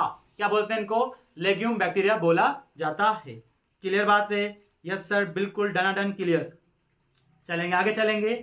Species rod shape कैसे होते हैं बेटा? ये रोड शेप होता है। कई बार स्टेटमेंट में क्या दे दिया जाता है कि comma shaped rhizobium bacteria help in coma shape rhizobium bacteria help in nitrogen fixation in legume plants. बच्चे पढ़ते हैं अरे राइजोबियम नाइट्रोजन फिक्सेशन, अरे करेक्ट, ये आंसर। आगे आके देखते हैं। ओ तेरी तो, अबे यार शिट, अबे कोमा शेप दे दिया उसने, रोड शेप होता है। कई बार ऐसी सिली मिस्टेक्स होंगी पेपर में हमसे, कई बार ऐसी होंगी। हमारा माइंड इतना फोकस नहीं रहता एग्जाम के टाइम पीरियड में, इसलिए आपको पता होना चाहिए कि एक एक वर्ड की, एक एक लाइन की मेरे क्या इंपॉर्टेंट होने वाली है, मेरे सिलेक्शन में क्या रोल है। यस और नो, बहुत इंपॉर्टेंट आपका एक एक लाइन हो जाता है एनसीईआरटी का पेपर में। तो अच्छे से पढ़ें, ईमानदारी से पढ़ें, ऑनेस्टी से पढ़ें। और मैं आपसे कहना चाहूंगा कि आपके माइंड को ऐसा कर लो कि आपको एनसीईआरटी की लाइन में ऐश्वर्या राय बच्चन दिख जाए या ऐश्वर्या राय दिखे। जैसे अगर सामने आपके पास ऐश्वर्या राय को रख दें, आप देखते रह जाओगे, इतनी सुंदर है वो। वैसे आपके क्वेश्चन की एक एक लाइन को आप ऐसे पढ़े कि बस देखते रह जाओ कि क्या लिखा हुआ है, कहां पर हमसे धोखाधड़ी तो नहीं कर रहा है। यस और नो, ठीक है। आगे सुनेंगे। Such relationship with roots of several legumes such as अल्फा अल्फा। एग्जाम्पल ध्यान रखेंगे बेटा, कई बार यहां से भी क्वेश्चन फ्रेम होता है और होगा। ये मक्खन लाइन है, मक्खन लाइन ऑफ नीट या मक्खन लाइन ऑफ एनसीईआरटी। ओके, पूछा जाता है, ये फेवरेट लाइंस होती है एग्जामिनर की जब वो क्वेश्चन फ्रेम करता है। क्या बेटा सुनेंगे? Alpha sweet clover, sweet pea, lentils, garden pea and broad bee and clover beans. ये एग्जाम्पल आपके दीवार पे टके होने चाहिए, क्योंकि ये एग्जाम्पल लेग्यूम प्लांट्स के हैं जिनके रूट्स में राइजोबियम रहेगा और नाइट्रोजन फिक्शन करेगा, वो भी सिम्बायोसिस। ईमानदारी से लिख लेना, आपकी दीवार पे छाप लेना इसको। Clear? The most common association on root is nodules. तो क्या बनाते हैं बेटा? ये नोड्यूल्स बनाते हैं। क्या बनाते हैं? ये नोड्यूल्स बनाते हैं। आगे सुनेंगे, आगे समझेंगे बेटा, आगे बात करेंगे अपन। ओके, तो अब आगे समझेंगे आप। These nodules are small outgrowth on the roots. तो रूट में क्या होती है, अगर आप देखेंगे बाहर की तरफ कुछ नोड्यूल्स बनती है, जैसे मैं बना के दिखाता हूं आपको, है ना। अपन बना के दिखाते हैं आराम से आपको। जैसे सपोज दैट मैं क्या बना दूं, ये रूट्स बना देता हूं, है ना भाई, ये रूट्स बना दी जाती है। ओके बेटा, अब इन रूट्स में क्या होता है, इस तरह से बाहर की तरफ, ओके, आउट तरफ में, इस तरफ में क्या बनती है बेटा? नोड्यूल्स बनती। क्या बनती बेटा? नोड्यूल्स बन जाती इस तरह से। क्या बात समझ में आ रही है क्या आपको? ओके, इस तरह से क्या बन जाएगी? नोड्यूल्स बनेगी। दिख रहा है आपको? इस तरह से नोड्यूल्स बनेगी बेटा। ओके, और क्या बोलते हैं बेटा अपन इनको बोलते हैं अपन रूट नोड्यूल्स। क्या बोलते हैं इनको बोला जाता है रूट नोड्यूल। क्या बोलेंगे इसको? रूट नोड्यूल बोला जाता है। आगे बात करते हैं, आगे समझते हैं चीजों को। चलिए बेटा, आगे हमारे पास में क्या आता है कि the microbes Frankia also produce nitrogen fixation nodules on the roots of non-leguminous plant. Alnus, ये भी बहुत इंपॉर्टेंट हो गया हमारे पास में। एलनस एक नॉन लेग्यूमिनस प्लांट होता है। That mean Alnus is not a member of Leguminosae family. ये जब वो स्टेटमेंट वाले क्वेश्चन देगा तो वहां पर इसको डाल सकता है, बहुत इंपॉर्टेंट हो जाता है। स्टेटमेंट आएगी ना सीधी तो लिख देगा आपसे कि देखो कैसे बनता है ना। समझाता हूं मैं आपको कि Frankia, the microbes Frankia also produce nitrogen fixation nodules on the roots of leguminous plant. Yes, it is right or wrong? It is wrong, sir, because Frankia is not a member of leguminous plant. Yes, समझ गए ना? कैसे खेला जाएगा आपके साथ में examiner के द्वारा। तो एग्जामिनर के द्वारा आपको पिलना नहीं है, उसको पेल देना है। ठीक है, क्या करना है? उसको पेल दोगे आप। कैसे भाई? दे रहे हो, अच्छा ओके, हमसे होशियारी, ओके, हम पढ़ के आए, अच्छे से रिवीजन करके आए भाई। हम रिवीजन ऐसे करके आए कि रिवीजन भी हम पे प्राउड करता है कि वाह ये करके गए। ओके, चलिए बात करते हैं। बोथ राइजोबियम एंड फ्रेंकिया बेटा, क्या Rhizobium and Frankia are free living in soil but at symbionts can fix atmospheric nitrogen. मतलब क्या हुआ? मतलब ये हुआ फ्रैंकिया और राइजोबियम दोनों क्या होते हैं? फ्री लिविंग होते हैं, लेकिन फ्री लिविंग कंडीशन में ये नाइट्रोजन फिक्सेशन नहीं कर रहे, ये सिम्बायोट्स कंडीशन में क्या करेंगे? नाइट्रोजन फिक्सेशन करेंगे। इसीलिए हमने ऊपर नहीं डाला इसको फ्री लिविंग में, क्योंकि फ्री लिविंग में ऊपर जो कैटेगरी है वो कौन सी कैटेगरी है? Free living nitrogen fixation bacteria. Free living condition में नाइट्रोजन फिक्सेशन नहीं करते हैं बेटा। यस और नो? हाँ या ना बोलो। यस सर, समझ में आ रहा है। ओके, क्यों नहीं करते हैं इसके रीजंस मैं बताऊंगा आपको। ओके, बहुत इंपॉर्टेंट रीजंस होते हैं इसके। चलिए ओके, चलो बच्चों बात करेंगे uproot any plant of a common pulse. Pulse मतलब दाल फैमिली है ना बेटा, पल्स फैमिली बोलते हैं इसको अपन। तो पल्स फैमिली क्या होती है? एग्जांपल्स होती है हमारे पास में किसका बेटा? तो जो पल्स फैमिली है हमारे पास में, पल्स फैमिली वो किसके एग्जांपल है बेटा? तो पल्स फैमिली आपके पास में एग्जांपल होती है लेग्यूम प्लांट्स, लेग्यूम प्लांट्स के। तो आप जब क्या करेंगे बेटा, जब इसमें फ्लावरिंग हो रही है उससे पहले इसको उखाड़ते हैं तो आपको क्या दिखाई देगा?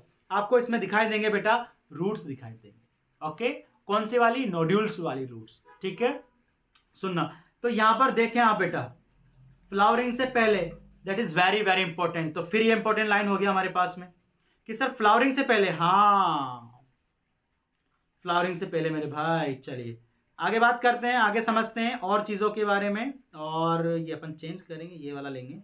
सुनो बेटा, okay, spherical outgrowth on the roots, these are nodules. क्या होते हैं? ये नोड्यूल्स होते हैं। If you cut the throw you will notice that central portion is red or pink. तो क्या होता है जब आप नोड्यूल को कट करोगे, आप देखोगे उसके बीच में से क्या निकल रहा है बेटा? रेड कलर का और पिंक कलर का कुछ दिखाई दे रहा है आपको। यस और नो बेटा? खून नहीं है उनके अंदर, ये है ना, बट हीमोग्लोबिन होता है। ओके, तो देखो आप नोड्यूल को कट करते तो भी आपको हीमोग्लोबिन दिखेगा, हमको कट करें तो हमको भी हमारा हीमोग्लोबिन दिख जाता है। तो सिमिलरिटी होगी ना प्लांट्स के अंदर। यस और नो? अमेजिंग है प्लांट डाइवर्सिटी, बायोलॉजी की यही खासियत होती है बेटा। अमेजिंग अमेजिंग चीजें आती हैं, अमेजिंग अमेजिंग कॉन्सेप्ट होते हैं, दुनिया को देखने का आपको एक पर्सपेक्टिव मिल जाता है जब आप बायोलॉजी लेते हैं। ठीक है, खैर चलो, अब तो एग्जाम आ गया हमारे पास में, आप बायोलॉजी ले चुके हैं, तैयारी कर रहे हैं नीट का, है ना। चलिए, तो what make the nodules pink? क्या होता है, क्यों बनती हैं ये पिंक? क्या ये पिंक कैसे बनती है? देखो, इसका मतलब क्या समझ गया कि ये जो नोड्यूल्स है ना, ये जो पी प्लांट होता है, पी प्लांट क्या होता है? लड़कों का फेवरेट होता है। क्यों? इसके पास भी पिंक होता है। नहीं, चलिए ठीक है भाई, है ना। तो this is due to the presence of leguminous haemoglobin और लेग हीमोग्लोबिन बेटा। इसके अंदर एक पिगमेंट मिलता है, इसको बोलते हैं लेग हीमोग्लोबिन, या इसको बोलते हैं बेटा अपन लेग हीमोग्लोबिन। ऑलराइट बेटा, लेग्यूमिनस हीमोग्लोबिन कह सकते हो या लेग हीमोग्लोबिन भी बोला जाता है, यानी लेग्यूमिनस को शॉर्ट में लेग लिखते हैं। ओके बेटा, तो कभी किसी गिफ्ट मत देना किसी लड़की को, अरे ये लो, ये देखो पिंक कलर का कुछ लाया मैं तुम्हारे लिए। क्या लाया हो तुम मेरे लिए? और ये लो रूट ले लो भाई, पी प्लांट की नोड्यूल्स पिंक कलर के। ओके, ऐसा नहीं करना है, ठीक है ना। अमेजिंग कॉन्सेप्ट आता है नोड्यूल फॉर्मेशन बेटा। यहां से कई बार क्वेश्चन जो बनते हैं वो सीक्वेंस में बनते हैं, जैसे कि क्योंकि ये पूरा प्रोसेस होता है, एक स्टेप के बाद दूसरी स्टेप आनी ही आनी चाहिए।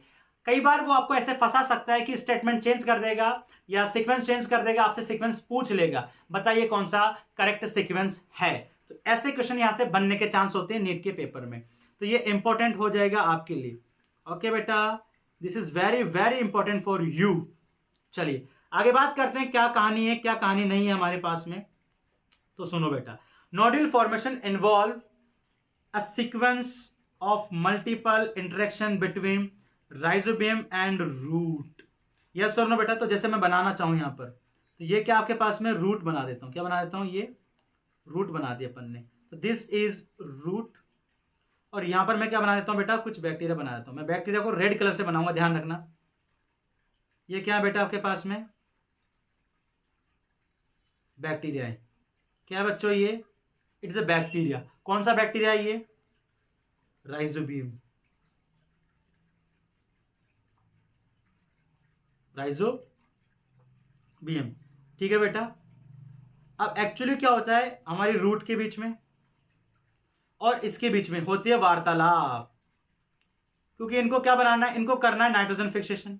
क्या करना है इनको? सर इनको नाइट्रोजन फिक्सेशन करना है। तो नाइट्रोजन फिक्सेशन करना है तो इनको क्या करना पड़ेगा, थोड़ी डायलॉगबाजी करेंगे, थोड़ी बातचीत करेंगे कि यार करें कि नहीं करें। तो राइजोबियम कह रहा है कि यार नाइट्रोजन रूट, यार पी प्लांट की रूट क्या करें, कर ले नाइट्रोजन फिक्सेशन, तुझको जरूरत होगी ना, तुझको नाइट्रोजन की जरूरत होगी, सही है ना। देखो तो यहाँ पर भला करने आता है हमारा राइजोबियम, एक्चुअली भला नहीं करता है, इसको भी मतलब होता है ना, इसको पता है ये खाना बनाएगा तो मेरे को देगा प्लांट, है ना। तो देखो स्वार्थ बेनिफिट दिख रहा है ना, तो दोनों को क्या होगा यहाँ पर, फायदा होगा। ओके, तो आप जब इकोलॉजी पढ़ते हैं तब हम देखते हैं कि इस तरह के जो रिलेशनशिप होता है सिम्बायोसिस वाला, उसमें दोनों को क्या मिलता है, पॉजिटिव पॉजिटिव मिलता है, दोनों को फायदा होता है। क्या बात सही है कि नहीं है, बिल्कुल बात सही है। आगे सुनेंगे, of the host plant principal stage in the nodules formation is summarise as follow. आगे बात करते हैं, आगे समझते हैं बेटा अपन इसके बारे में। तो मैं कुछ चीज बताना चाहूंगा आपको यहाँ पर, पहले एक दो चीज आप ध्यान रखेंगे, फिर मैं आपको और कॉन्सेप्ट्स बताऊंगा यहाँ पर, ठीक है बेटा। ऑल राइट, एक और चीज ये, ओके ठीक है। चलिए बात करते हैं थोड़ा सा अब अपन आगे के बारे में। तो सुनेंगे पहले तो आप कि राइजोबियम की मैं कुछ स्पेशलिटीज बताता हूं आपको, राइजोबियम की खासियत क्या क्या होती है, कि राइजोबियम किस तरह का होता है। तो कुछ बेसिक चीजें पता होनी चाहिए हमको जैसे राइजोबियम के बारे में। वो बेसिक चीजें क्या, कि राइजोबियम एक फ्री लिविंग होता है, पहली बात तो फ्री लिविंग होता है पहली चीज। सेकंड बात आपको पता होनी चाहिए बेटा कि ये ग्राम नेगेटिव होता है, ग्राम नेगेटिव नॉन स्पोरुलेटिंग होता है, ग्राम नेगेटिव नॉन स्पोरुलेटिंग।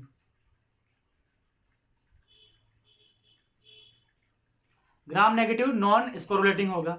सेकंड सुनेंगे आप बेटा, ये एक रोड शेप होता है, ये पता लगी गया आपको। ओके चलिए आगे बात करेंगे, ये एक एरोबिक बैक्टीरिया होता है बेटा। कैसा होता है ये एक एरोबिक बैक्टीरिया है, ये बात आपको पता होनी चाहिए। अब बात करेंगे नोड्यूल फॉर्मेशन के बारे में बेटा। क्या इसके बारे में, नोड्यूल फॉर्मेशन के बारे में बात करेंगे।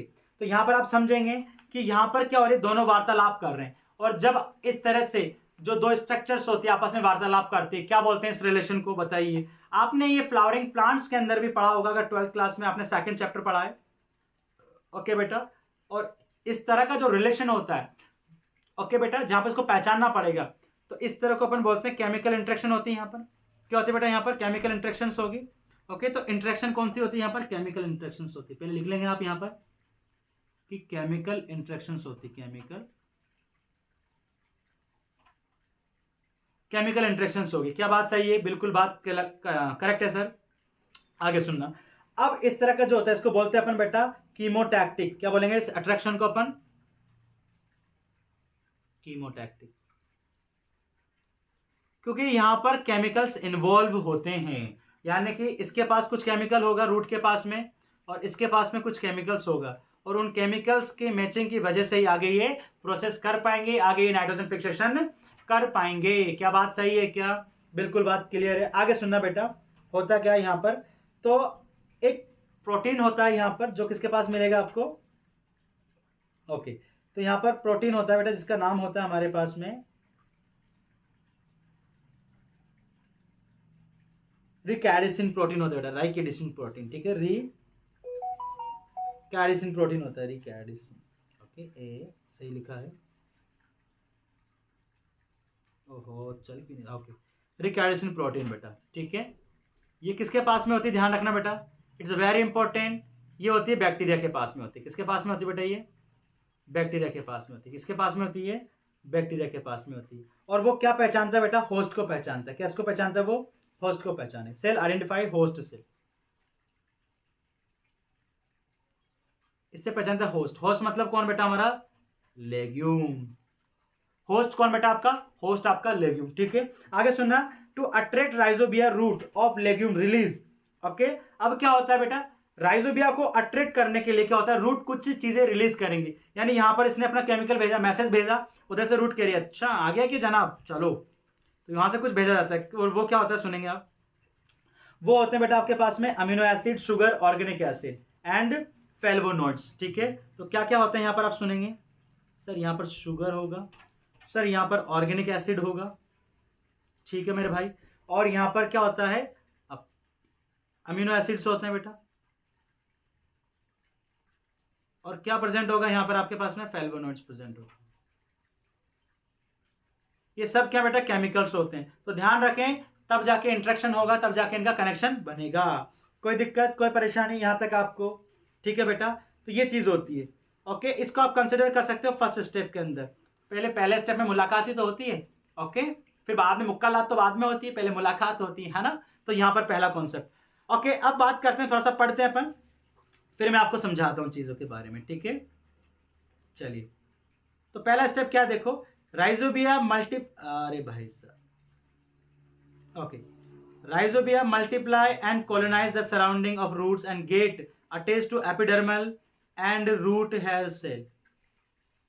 The root has curl and the bacteria invade in root hairs. Okay, तो सुनना बेटा क्या होता है यहाँ पर, देखिए। तो पहला स्टेप हमारा क्या हो गया, पहले स्टेप में क्या क्या होगा सुनेंगे आप। तो पहले स्टेप में तो कॉन्ट्रैक्ट करेंगे, कॉन्ट्रैक्ट कर लिया। उसके बाद क्या हो रहा है बेटा कि बैक्टीरिया जैसे इसके पास में आए थे, है ना, तो इन्होंने क्या किया बेटा, अपनी कॉलोनी बनाई। क्या बनाई इन्होंने, अपनी कॉलोनी बनाई। बाद में किसके साथ अटैच्ड हो गया बेटा, ये अटैच्ड हो गया आपके पास में रूट हेयर के साथ में। और यहाँ पर कौन सी सेल्स होगी मुझे बताएंगे आप? यहाँ पर हमारी सेल्स होगी बेटा एपिडर्मल सेल्स होती है। कौन सी सेल्स होती है? एपिडर्मल सेल्स होती हैं। क्या बात, कहानी समझ में आ रही है क्या? कोई दिक्कत कोई परेशानी? एक एक चीज, एक एक स्टेप बहुत इंपॉर्टेंट है आपके लिए, इसलिए इस स्टेप्स को, इस प्रोसेस को ध्यान से समझना, ध्यान से। ठीक है, चलिए अब आगे सुनेंगे आप। मैं एनसीईआरटी की तो एक एक लाइन ले रहा हूं, उसके साथ में कुछ कॉन्सेप्ट भी साथ में आपको बताते चल रहा हूं, जो आपको प्रोसेस को समझने में हेल्प करेंगे। देखो एनसीईआरटी में क्या होता है, मैं आपको बताऊं एनसीईआरटी की आपको रिक्वायरमेंट, मतलब एनसीईआरटी आपके साथ धोखाधड़ी कहां करती है। एनसीईआरटी आपके साथ धोखाधड़ी करती है जब आप किसी प्रोसेस को पढ़ रहे होंगे। ज्यादातर बच्चों को क्या होता है, जब वो प्रोसेस पढ़ते हैं ना, उन टॉपिक्स में एनसीईआरटी से बड़ी प्रॉब्लम आती है। जैसे फोटोसिंथेसिस आप अगर पढ़ रहे हो, बिकॉज प्रोसेस है। ओके, अगर आप जैसे आप क्या पढ़ रहे हो, सेल डिवीजन पढ़ रहे हो, प्रोसेस है। बायोटेक पढ़ रहे हो, प्रोसेस है। आप अगर जेनेटिक्स पढ़ रहे हो, प्रोसेस है। वहां दिक्कत आती है। प्रोसेस में हमेशा एनसीईआरटी आपके साथ धोखाधड़ी करेगी। ओके, क्योंकि उसमें वो सारे कंटेंट, वो सारी चीजें नहीं लिखी होती है जो आपको पता हो। जैसे यहाँ पर नहीं लिखा हुआ है कि कीमोटैक्टिक इंटरेक्शंस होता है केमिकल्स के साथ में, वो केमिकल्स हेल्प करते हैं उनको रिकॉग्नाइज करने में कि ओके ये तो राइजोबियम आ चुका है, रूट पहचान रही, ओके ये तो राइजोबियम आ चुका है। ओके चलो, रिलीज करती हूँ अमीनो एसिड को, शुगर को, फ्लेवोनॉइड्स को, और इसके साथ करती हूँ इंटरेक्शन, और इंटरेक्शन से क्या हो जाएगा, ओके आगे की प्रोसेस होगी। सुनेंगे बेटा, यहां तक अगर आपको कोई दिक्कत नहीं है, प्रॉब्लम नहीं है, ठीक है, तो आप लिख सकते हैं स्टेप फर्स्ट हमारा कंप्लीट हुआ। यहां पर स्टेप फर्स्ट आपका कंप्लीट हुआ। तो स्टेप फर्स्ट में क्या क्या हो रहा है आप उस चीज को लिख लेंगे। तो आपस में आते हैं, कॉलोनीज बनाते हैं, सराउंडिंग होती है। ओके बेटा, और आगे क्या होता है आप सुनेंगे आप, है ना। ऑलराइट, अब आगे हमारे पास में क्या होता है, स्टेज सेकंड में क्या होगा। तो स्टेट जो सेकंड होती है, ये हम सेकंड मान के चलते हैं, सेकंड स्टेज। तो सेकंड स्टेज में क्या होगा हमारे पास में, देखेंगे आप। देखो यहां पर पूरा डिटेल से लिखा हुआ है। ये डायग्राम बहुत इंपॉर्टेंट है बेटा, कई बार एग्जामिनर का दिमाग खराब हो जाए तो डायग्राम दे सकता है वो आपको। कैसे देगा, सुनो। तो डेवलपमेंट ऑफ रूट नोड्यूल्स ये तो हो गया। तो राइजोबिया बैक्टीरियम जो होता है, ये राइजोबियम बैक्टीरियम कॉन्टेक्टेड ए सस्पेटाइल रूट हेयर्स, कॉन्टेक्ट में आ गया उनके। यहाँ पर देखेंगे आप, बिल्कुल सर आ चुका है, कॉन्टेक्ट में ही है। उसके बाद क्या होता है, डिवाइड करेगा, ये डिवाइड करेगा, अपनी कॉलोनी बढ़ा देगा। अब सेकंड स्टेप में क्या होता है, सक्सेसफुल इन्फेक्शन करेगा रूट हेयर के अंदर। बेटा क्या होता है यहाँ पर, सक्सेसफुल इन्फेक्शन होगा और वो कर्ल हो जाएगी। तो कर्ल कहां पे हो रही है, कर्ल यहां पे हो रही है सर। तो it is a second step बेटा। कौन सी स्टेप होती है,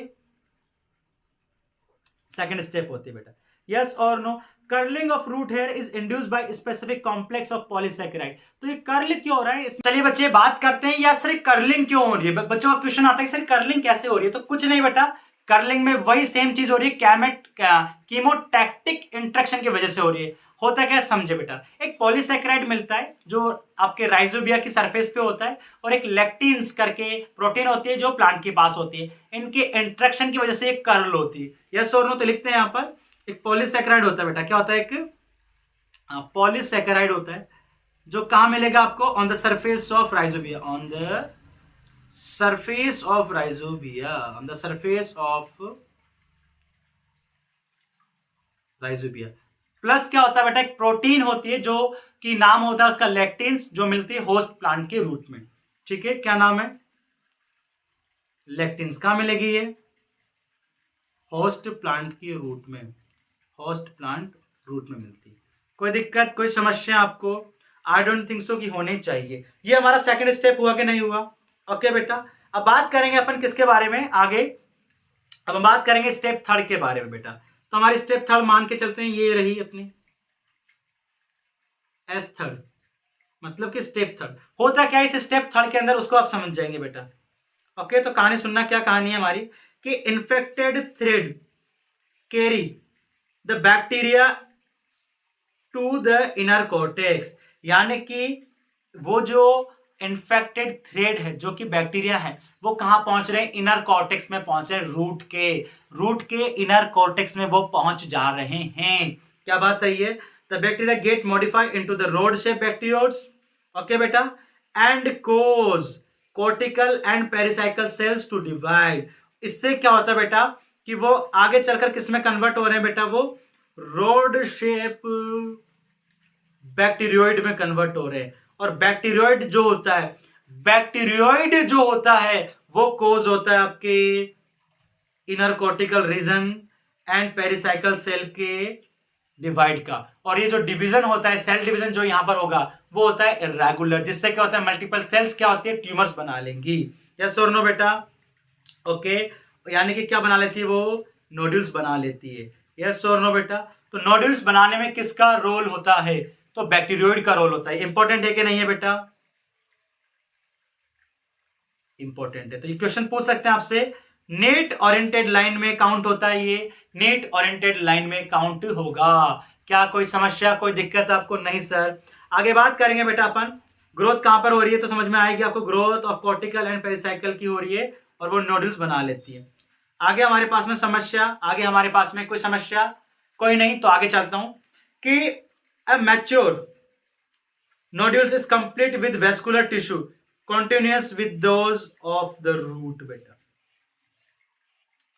ओके, कहानी समझ में आया आपको कि जो कंप्लीट हमारे पास में नोड्यूल्स है, मैच्योर नोड्यूल्स होती है, उसमें वेस्कुलर टिश्यू होंगे बेटा, और वो क्या करते रहेंगे आपके पास में? अपना काम करते रहेंगे, जो कि क्या होता है?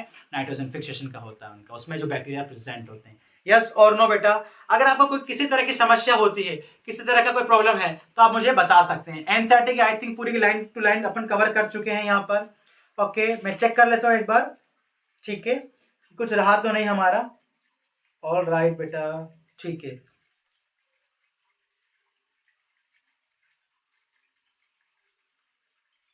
ठीक है बेटा, ओके, चलिए आगे बात करते हैं अपन नेक्स्ट। अब हमारे पास में क्या होता है बेटा कि स्टेप हमारी फोर्थ हो चुकी है बेटा। ओके, स्टेप फोर्थ क्या हमारे पास में? ये वाली स्टेप हमारी, सॉरी, ये मैंने आपको स्टेप फोर्थ बता दी। स्टेप फोर्थ में कुछ चीजें आपको ध्यान में रखनी बेटा। क्या ध्यान में रखना है कि this mature nodule is formed and establish a direct vascular connection with the host for exchange of nutrient. तो क्या होता है, ये जो कनेक्शन बनता है, वेस्कुलर जो कनेक्शन बन रहा है, तो ये किसके साथ होता है बेटा? रूट किसकी बेटा? होस्ट की होती है। जिससे क्या करते रहते हैं? ये एक्सचेंज में हेल्प करते हैं बेटा। किस में हेल्प करते हैं?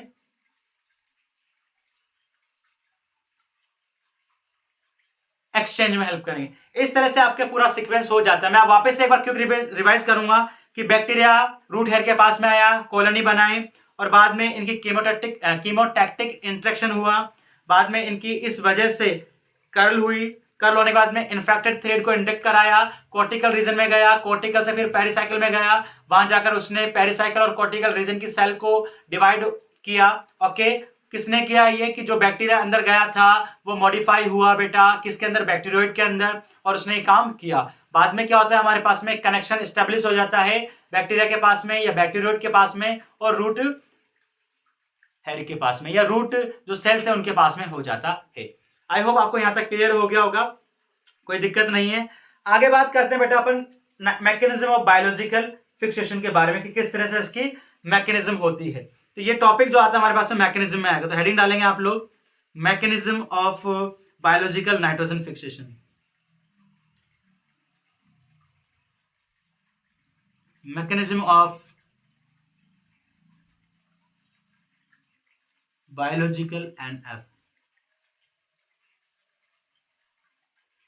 हेडिंग डालेंगे। तब तक मैं पानी पीता हूं और फिर मैं आपको ये टॉपिक समझाता हूं। आई डोंट थिंक सो कि हमारा ज्यादा कुछ रहा है। अब हमारे पास में थोड़ा सा रह चुका है, ज्यादा नहीं है। लास्ट एटलीस्ट 10 to 15 मिनट्स का और अपना लेक्चर रहा है। तो आराम से मैं भी पानी पीता हूं, आप भी पानी पी लो आराम से। चलिए, तो आई थिंक आपने पानी पी लिया होगा, मैं भी पानी पी लेता हूं।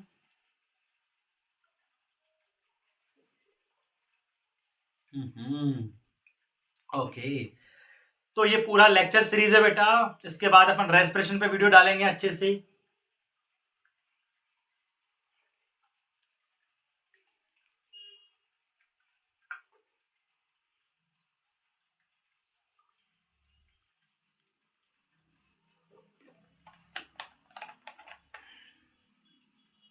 चलिए, बात करते हैं mechanism of biological nitrogen fixation बेटा। तो ध्यान रखेंगे कि नाइट्रोजिनेज एंजाइम क्या करेगा इस प्रोसेस के अंदर। भाई देखो, इसमें बैक्टीरिया इन्वॉल्व हो रहा है ना, तो नाइट्रोजिनेज एंजाइम की बात तो अपन करेंगे ही करेंगे। तो यहां पर मैं कुछ पॉइंट्स लिखूंगा जो कि नीट ओरिएंटेड होंगे, जो भी पॉइंट मैं लिखूंगा, ठीक है। तो सुनना आप। तो पहली चीज तो हमारे पास में क्या होती है बेटा कि नाइट्रोजिनेज हमारा एंजाइम होता है बेटा, जो क्या करेगा इन काम में हेल्प करता है। तो कुछ करेगा नहीं, देखो मैं आपको कॉन्सेप्ट समझाता हूं होता क्या है ना। तो ये नाइट्रोजन रहेगी आपकी सिंपल सी इस तरह से, कुछ नहीं करना है, इसका रिडक्शन करना है। रिडक्शन कैसे करना होता है? रिडक्शन मतलब एडिशन ऑफ हाइड्रोजन। भाई एडिशन अगर आप जब कर दो किसका, हाइड्रोजन का, तो क्या कहलाता है वो? तो एक्चुअली क्या होगा, पहला बॉन्ड टूटेगा, फिर आपके पास में एन डबल बॉन्ड NH बन जाएगा, फिर एक और बॉन्ड टूटेगा NH2 बन जाएगा। ओके बेटा, फिर आपका एक और बॉन्ड टूट जाएगा और NH3 के 2 मॉलिक्यूल्स बन जाएंगे। बस यही काम करना है, और ये जो काम होता है वो कौन कराएगा आपके पास में? नाइट्रोजिनेज कराता है। कौन कराता है? नाइट्रोजिनेज कराएगा बेटा। इंपॉर्टेंट है हमारे पास में, कौन कराता है? नाइट्रोजिनेज कराता है। यस और नो? समझना आगे क्या होगा हमारे पास में बेटा। नाइट्रोजन फिक्सेशन के लिए हमारे पास में 4 रिक्वायरमेंट्स होती है बेटा। कितनी रिक्वायरमेंट्स होती है? 4 रिक्वायरमेंट्स होती है। इंपॉर्टेंट है, आपको ध्यान में रखनी है बेटा। कौन कौन सी 4 रिक्वायरमेंट्स है हमारी? तो मैं इन 4 रिक्वायरमेंट्स को यहां पर लिखूंगा, है ना। हमारी 4 रिक्वायरमेंट्स है, तो 4 रिक्वायरमेंट्स, 4 रिक्वायरमेंट्स है हमारी। कौन कौन सी है? पहला सुनो। तो पहला तो आपके पास में क्या होता है, एक स्ट्रॉन्ग रिड्यूसिंग एजेंट चाहिए। मतलब कि जो क्या कर सके बेटा, हमारे पास में रिड्यूस में हेल्प कर सके। तो पहला अपना स्टेप क्या हो गया, एक बढ़िया सा शानदार सा रिड्यूसिंग एजेंट चाहिए। तो रिड्यूसिंग एजेंट की जरूरत पड़ती है। किसकी जरूरत पड़ती है? रिड्यूसिंग एजेंट की जरूरत पड़ती है। कौन सा होता है? और ये स्ट्रॉन्ग होता है बेटा। कैसा होता है ये? एक स्ट्रॉन्ग होता है। और कौन हेल्प में लेते हैं अपन? हमारे पास में कमी नहीं है, हमारे पास में रेस्पिरेशन के अंदर और फोटोसिंथेसिस के अंदर बहुत सारे मॉलिक्यूल बनते हैं। जैसे आपके पास में NADH2 है, NADPH है आपके पास में, है ना, NADPH2 है। ओके, और आपके पास में NADH2 हो गया, आपके पास में FADH2 है। जो कहां से आते हैं? कहां से आते हैं? क्या मतलब सर? अरे भाई सर, हमने आराम से, अगर नहीं पढ़ा कोई दिक्कत नहीं है, इतना तो आपको पता होगा कि रेस्पिरेशन के प्रोसेस में भर भर के आते हैं NADH2, जो कहां जाते हैं बाद में? ETS के अंदर जाते हैं। जाते कि नहीं जाते हैं? फोटोसिंथेसिस के अंदर भी आते हैं। जो कहां पर बनते हैं बेटा? ये बनते हैं डार्क रिएक्शन में। ओके, क्लियर बात है। जो बाद में किसमें काम आते हैं? आपके लाइट रिएक्शन में काम आते हैं। फिर बाद में लाइट रिएक्शन में बनते हैं, वापस कहां जाते हैं? डार्क रिएक्शन में जाते हैं। इस तरह से पूरा साइकिल घूमता रहता है, इधर से उधर घूमते रहते हैं, बहराते रहते हैं ना, घूमते रहते हैं। कोई काम नहीं है। NADH2 वगैरह कभी इधर कभी उधर, कभी इस पाले में कभी उस पाले में, ऐसा काम चलता रहता है। कभी डार्क रिएक्शन कभी लाइट रिएक्शन में चलता रहता है। तो कमी कहां नहीं है, क्योंकि आपके पास में कौन से प्रोसेस में बनते हैं ये? एक तो आपके पास में बनते हैं फोटोसिंथेसिस के अंदर से आते हैं, और एक कहां से आएंगे बेटा आपके पास में? ये रेस्पिरेशन से आते हैं।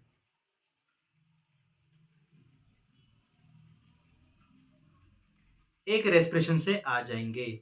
आई डोंट थिंक सो कि आपको कोई कंफ्यूजन, कोई दिक्कत होगी इस टॉपिक को समझने में। आगे सुनेंगे, आगे समझेंगे बेटा इस चीज को आप। ओके, तो चलिए आगे हमारे पास में क्या आता है? ATP चाहिए हमको। क्या चाहिए बेटा? ATP चाहिए। फ्रॉम रेस्पिरेशन से आती है यहां पर ATP। तो सेकंड क्या हो गया आपके पास में? Second requirement sir ATP। तो ATP कहां से आएगी आपके पास में? आपको रेस्पिरेशन से मिल जाएगी ATP। खूब बनती है ETS के अंदर, भर भर के 36 ATP बनती है। सुनो, in symbiotic fixation from the respiration of the host cell बेटा। तो एटीपी कौन देता है? होस्ट देगा। देख रहे हो आप, बैक्टीरिया चालू है, एनर्जी नहीं दे रहा। अरे काम तुम्हारा है, तुम्हारे लिए नाइट्रोजन फिक्सेशन कर रहा हूं, मैं क्यों पैसा खर्च करूं, मैं क्यों एटीपी खर्च करूं, तुम दो। चलिए भाई, ठीक है, ओके। फिर प्लांट बोलता है अच्छा चलो एनर्जी तो मैं दे रहा हूं, NADH2 और ये जो रिड्यूसिंग एजेंट वो मैं दे रहा हूं, तुम क्या दोगे?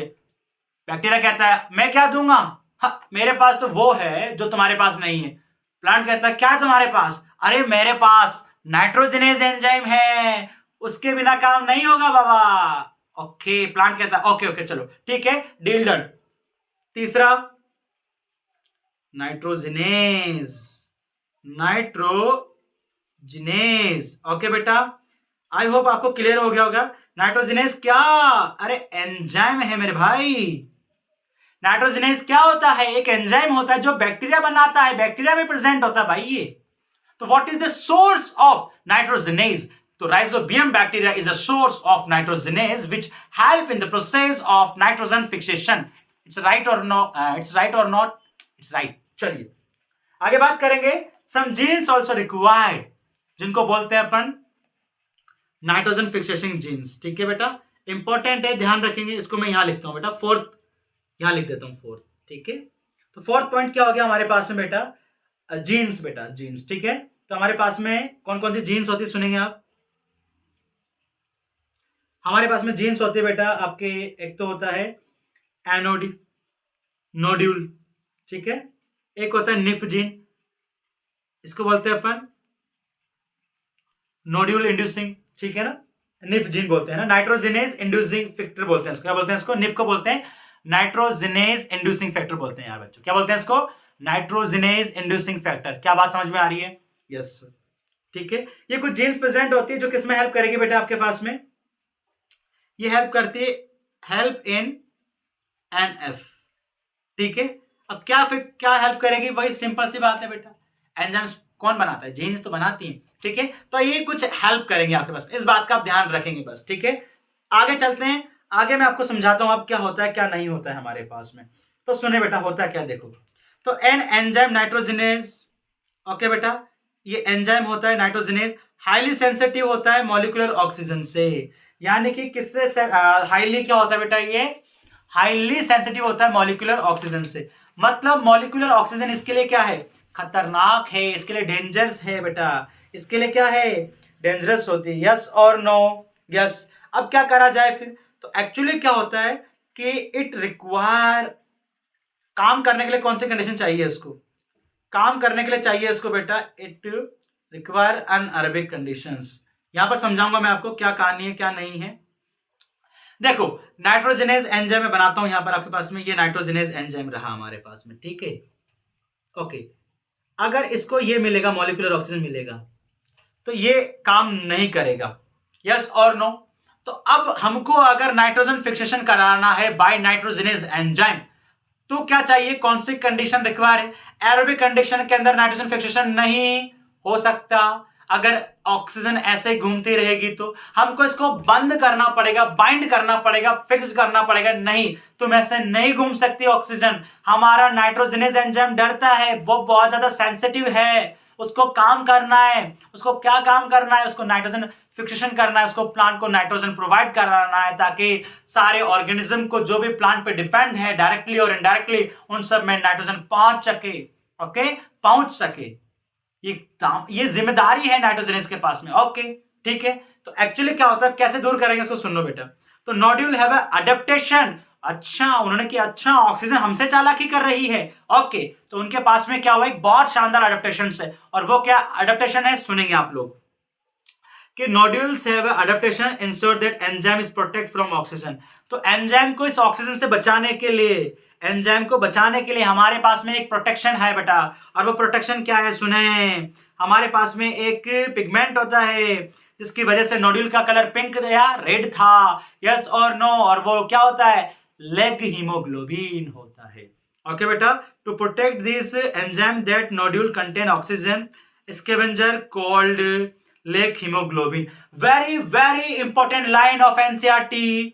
क्या लाइन है बेटा? कि ऑक्सीजन स्कैवेंजर कौन होता है? तो कौन होता है? लेग हीमोग्लोबिन होता है। इसका मतलब क्या हो गया? वो ऑक्सीजन का सफाया करता है। कहां से? तो यहां पर आ गया, देखो ये आ रहा था, दादागिरी दिखा रहा था ऑक्सीजन नाइट्रोजनेज को। अच्छा, ओके। उसके बाद उसका पापा आता है, तो ऑक्सीजन से क्या बोला? ये लेग HB है ना, इसको बोलेंगे अपन लेग हीमोग्लोबिन।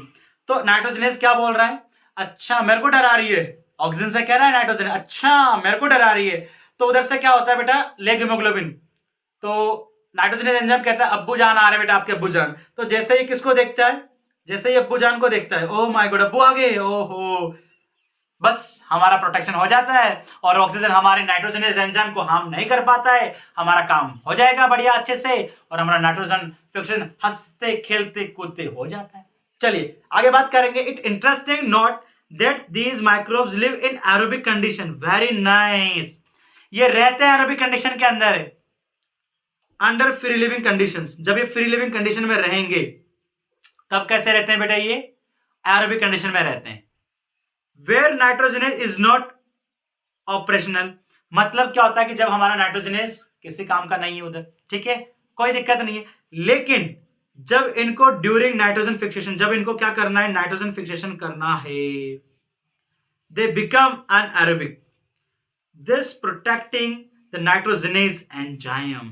तो आपसे कोई कह सकता है बेटा, क्या कह सकता है कि राइजोबियम जो होता है तो एरोबिक, लेकिन on the time period of nitrogen fixation it convert into anaerobic, yes और नो, वेरी इंपॉर्टेंट लाइन है, आप लिख ले इसको, नीट में आने के चांस हैं।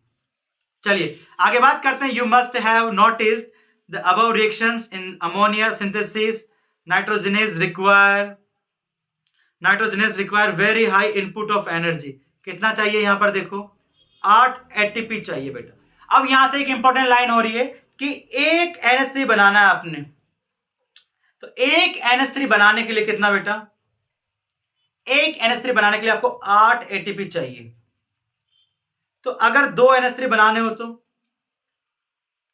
16 चाहिए सर, इसमें सोचने वाली क्या बात है, यस और नो। अगर मैं आपसे पूछूं बेटा कि हमारे पास में एक N2 मॉलिक्यूल है, इससे आपको इसको कंप्लीटली अमोनिया में कन्वर्ट करना है, तो आपको पता है 2 NH3 बनते हैं, 2 नाइट्रोजन होती है ना, कितना चाहिए आपको, 16 एटीपी चाहिए, हाँ या ना बेटा, वेरी वेरी इंपॉर्टेंट है, नीट का कॉन्सेप्ट है, पूछा जाता है, तो this is a very very important concept बेटा, इंपॉर्टेंट कॉन्सेप्ट, लिख लेंगे आप इस चीज को यहां पर, आगे चलेंगे आगे समझेंगे, तो मैं आपको रिएक्शन बताता हूं बेटा ना, तो यहां पर आप रिएक्शन समझेंगे, देखो अब, तो ये पहले तो क्या है सुन ले आप, step conversion atmospheric nitrogen to ammonia by nitrogenase enzyme complex found in a nitrogen fixation bacteria, तो ये कॉम्प्लेक्स कहां मिलेगा आपको, ठीक है, समझ गए ना, यस सर बिल्कुल समझ गए।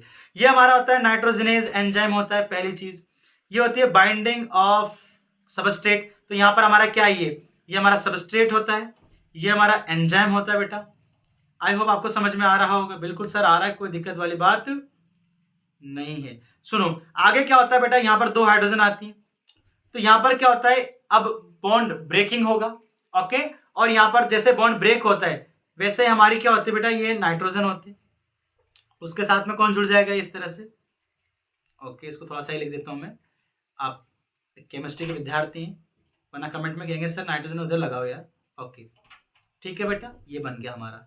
अब बाद में क्या होता है, फिर से रिडक्शन होता है, फिर से बॉन्ड ब्रेक होता है, तो ये लो और हाइड्रोजन ऐड हो गई, फिर और होगा बेटा आपके पास में, ओके बेटा, और इस तरह से लास्ट में जाते जाते हमारे पास में क्या बन जाता है, हमारा अमोनिया प्रोडक्ट बन जाएगा, तो ये हमारा प्रोडक्ट होता है, और ये हमारा प्रोडक्ट क्या हो गया, रिलीज हो गया, और आपके पास में एंजाइम फ्री हो गया बेटा, यस और नो बेटा, यस और नो, क्लियर है क्या, बिल्कुल सर क्लियर है, और बाद में क्या बना लेगा, देखो वापस ये फ्री हो गया, वापस से अवेलेबल हो जाएगा, और नाइट्रोजन मॉलिक्यूल आएंगे और उसको किसमें चेंज करते रहेंगे, अमोनिया के अंदर चेंज करते रहेंगे, क्या बात सही है क्या, यस सर बात बिल्कुल क्लियर है, कोई समस्या नहीं है, तो this required thus obtain from the respiration of the host cell,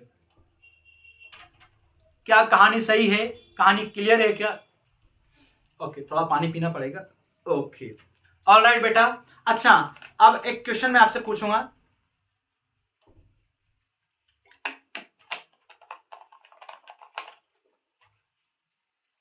okay, कि नाइट्रोजन फिक्सेशन कौन सी प्रोसेस है, क्या ये एक एक्सोथर्मिक है कि एंडोथर्मिक प्रोसेस होती है, बताइए बताइए सर, एटीपी यूटिलाइज हो रही है तो हम कह सकते हैं कि ये एक एंडोथर्मिक प्रोसेस है बेटा,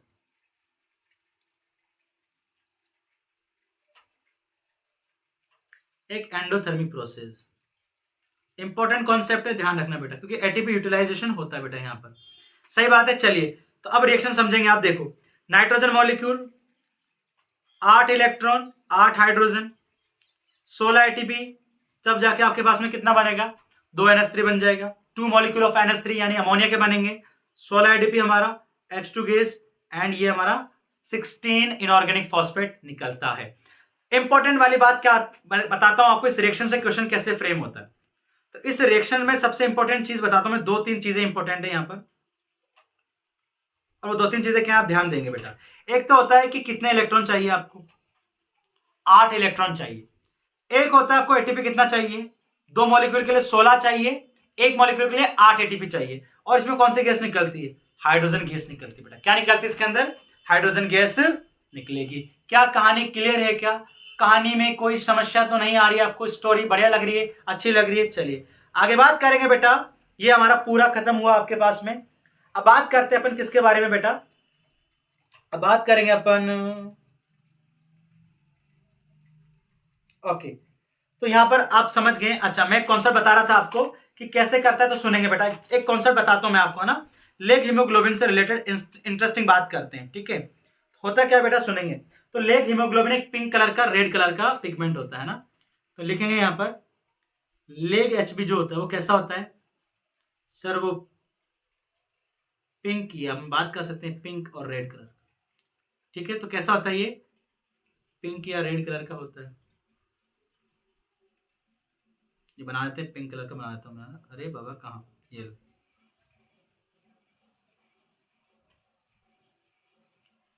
क्लियर है बात बेटा। अच्छा सुनना, ये क्या होता है, ग्लोबिन पार्ट सिंथेसिस। अब क्या होता है, इट इज ए प्रोटीन। तो इसमें इसमें जो ग्लोबिन पार्ट होता है बेटा, क्या होता है इसमें, ग्लोबिन पार्ट होता है।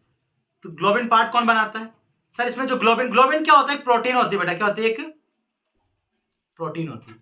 तो वो कौन बनाएगा बेटा, वो बनाता है आपका होस्ट। होस्ट मतलब सर प्लांट बनाएगा, प्लांट बनाता है, यस और नो बेटा। एंड हीम पार्ट जो होता है, हेम पार्ट, ओके, यानी कि आयरन वाला जो पार्ट होता है, वो पार्ट कौन बनाएगा बेटा, वो बनाता है बैक्टीरिया। तो बाय बैक्टीरिया, यस और नो। अच्छा आगे बात करेंगे अपन, आगे क्या बात करेंगे, बस ठीक है। अच्छा अब सुनना, होता है क्या बेटा, एक कॉन्सेप्ट और बताता हूं मैं आपको। तो ये किसके साथ जोड़ लेगा, ये अपने बना लेता है लेग HbO2। तो अब क्या होता है, यहां पर ऑक्सीजन बाइंड हो जाती है ना, फ्री नहीं रह पाती, इसलिए हमारा प्रोटेक्ट हो जाता है। वो समझ में आ गया हमको, ठीक है। आगे मैं समझाता हूं आपको, एक कॉन्सेप्ट बताता हूं। अब आगे आगे मतलब समझेंगे टॉपिक को। चल मेरे भाई, आगे क्या होता है हमारे पास में, फेट ऑफ अमोनिया क्या होता है, फेट ऑफ अमोनिया क्या बेटा है ना। फेट ऑफ अमोनिया क्या होता है, सुनेंगे आप। अमोनिया का फेट क्या हमारे पास में, फेट का मतलब क्या होता है, आपने पढ़ा होगा ये बहुत जगह पर। जैसे आप जब ग्लाइकोलाइसिस पढ़ते हो तो वहां पर पायरुविक एसिड बनता है, तो वहां पर आप देखते हो फेट ऑफ पायरुविक एसिड। तो कितने तरीके पायरुविक एसिड के कहां कहां पर जा सकता है, ओके। जैसे कोटा में कोई बच्चा आता है, कोटा में कोई बच्चा आता है, तो उसके पास fate of selection of institute क्या हो सकता है, वो PW जा सकता है, वो अनअकैडमी जा सकता है, वो एलन जा सकता है, मोशन जा सकता है, एंड मेनी अदर कोचिंग्स जो कि यहां पर प्रेजेंट आकाश में जा सकता है, ओके। ये बहुत सारी कोचिंग्स कोटा में, तो फिट कहीं भी हो सकता, कहीं भी एडमिशन ले सकता है। वैसे हम बात करें कि जब अमोनिया बची हुई है हमारे पास में, अमोनिया बन गया। अब अमोनिया आपने पढ़ा होगा, अमोनिया टॉक्सिक होता है भाई, ammonia is a very toxic. तो क्या करें इसका, प्लांट की सेल को नुकसान नहीं होगा क्या, प्लांट की सेल को नुकसान होगा। तो फिर क्या करें, इसके आगे हम देखते हैं इसका भविष्य क्या है, इसका फेट क्या है, आगे चलकर किसमें कन्वर्ट होने वाला है बेटा। तो सुने, तो at physiological pH ammonia is a proton to form ammonium, while most of plant is assimilate nitrate as well as ammonium ion. It later is quite toxic to plant, hence cannot accumulate in them. Ammonia तो बहुत toxic होता है, high toxic होता है, high toxic होता है ये तो, है ना। हमने उसको चेंज किसमें किया, अमोनिया में चेंज किया। Ammonium is quite toxic compare to ammonia, but ये जो टॉक्सिक नेचर है अमोनियम की भी, it's also can affect on plants, plants को ये अफेक्ट कर सकता है बेटा, यस और नो। तो इट कैन मतलब प्लांट जो होता है वो इससे अफेक्ट हो सकता है, प्लांट की सेल जो होती है उसकी मेटाबॉलिक एक्टिविटी इनसे अफेक्ट हो सकती है। तो हम क्या करेंगे, इसको आगे चेंज करेंगे बेटा, यस और नो। तो कैसे चेंज करते हैं सुनना बेटा। तो हमारे पास में जो ammonium used to synthesis amino acid in plant, समझ में आ रहा है आपको? हमने बोला था, देखो कहानी कहां से चल रही थी, कहानी NO3 से चल रही थी हमारी, और कहां पर बन गई, प्लांट प्रोटीन पे आ गई, प्लांट अमीनो एसिड बन गए, अब प्लांट प्रोटीन भी बन जाएगा। तो कैसे होता है, इसके दो तरीके, two main ways in which this can take place. कौन कौन से दो तरीके होते हैं, एक तो होता है रिडक्टिव अमीनो अमीनेशन।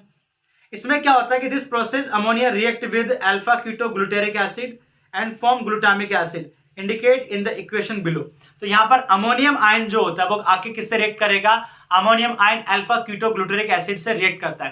कहां बनता है ये, आपने पढ़ा होगा क्रेब साइकिल में बनता है आराम से, जब डीकार्बोक्सिलेशन होता है, ठीक है। तो क्रेब साइकिल अगर आपको आता है, वहां पर आपने सुना होगा अल्फा कीटो ग्लूटेरिक एसिड के बारे में।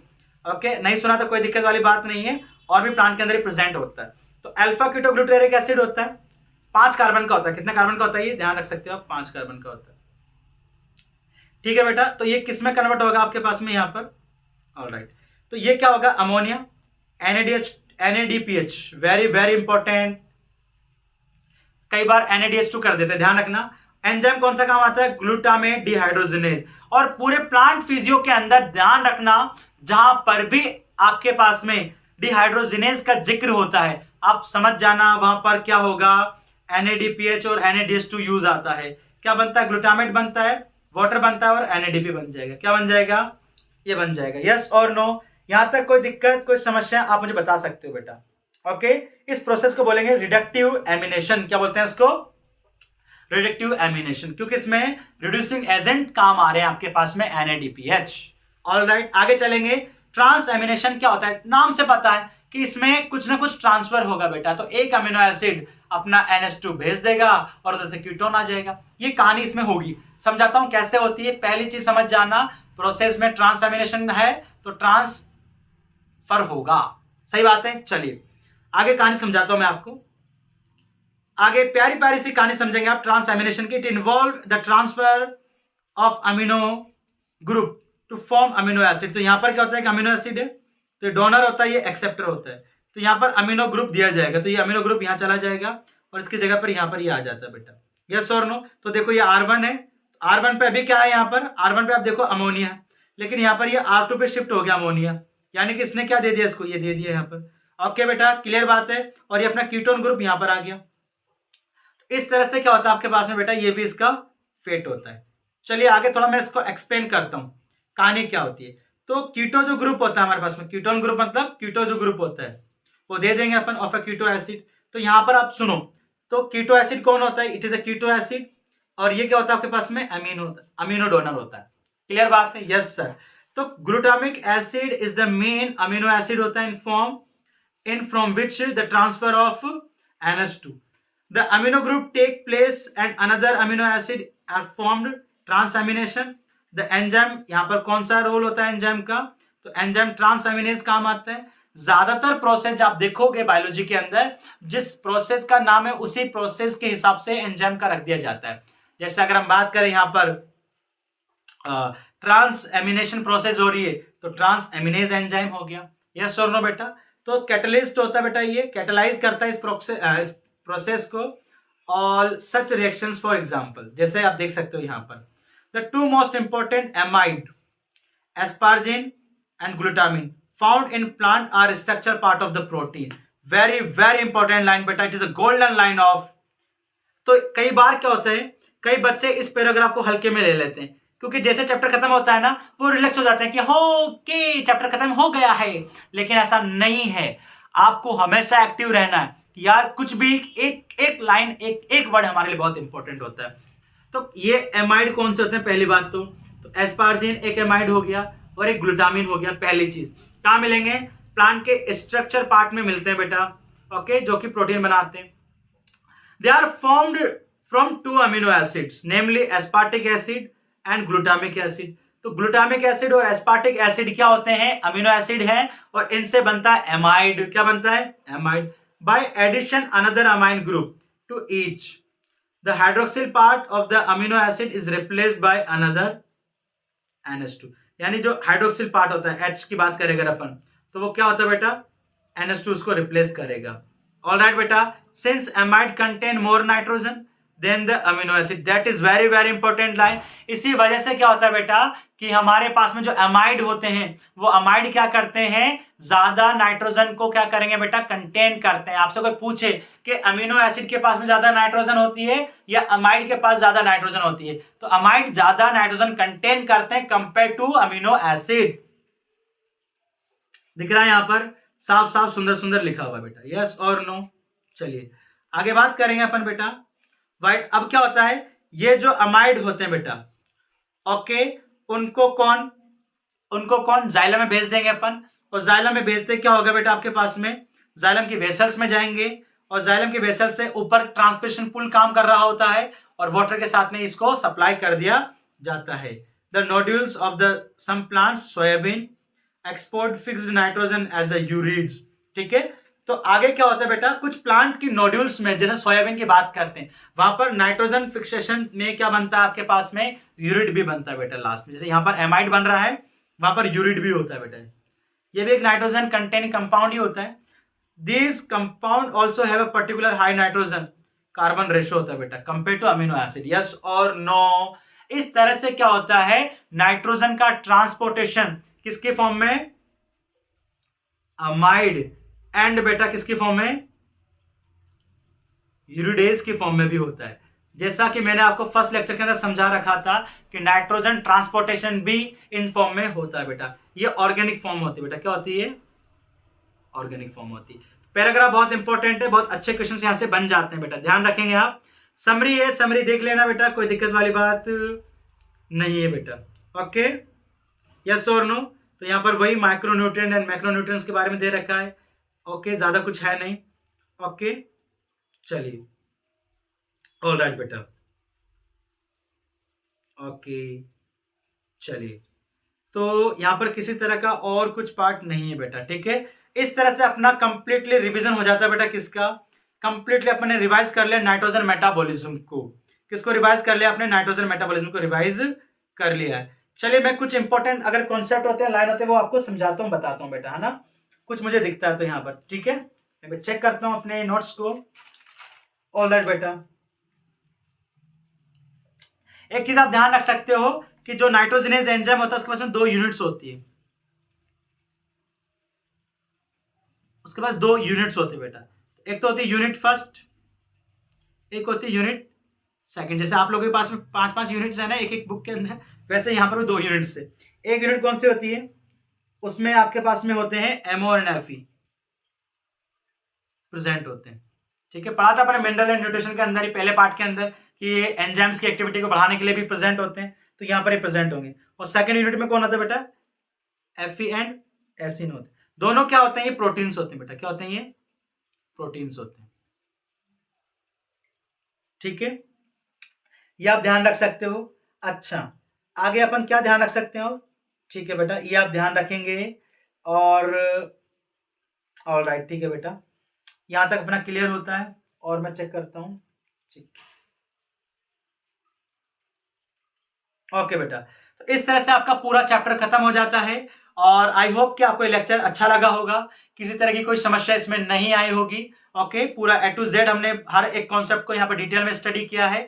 अगर फिर भी किसी तरह का डाउट कंफ्यूजन होता है तो आप कमेंट सेक्शन के अंदर मेंशन कर सकते हो, और इस वीडियो का पूरा जो नोट्स है वो आपको अपने डिस्क्रिप्शन में मिल जाएगा, वहां जाके आप इसको देख सकते हो। Thank you so much for watching this amazing video. Hope so कि आपको लेक्चर्स पसंद आ रहे होंगे, एनसीईआरटी के आपको पूरा रिवीजन अच्छा लग रहा होगा, बहुत क्वेश्चंस बनेंगे बेटा, okay. Thank you so much for watching this amazing video, thank you so much, bye bye.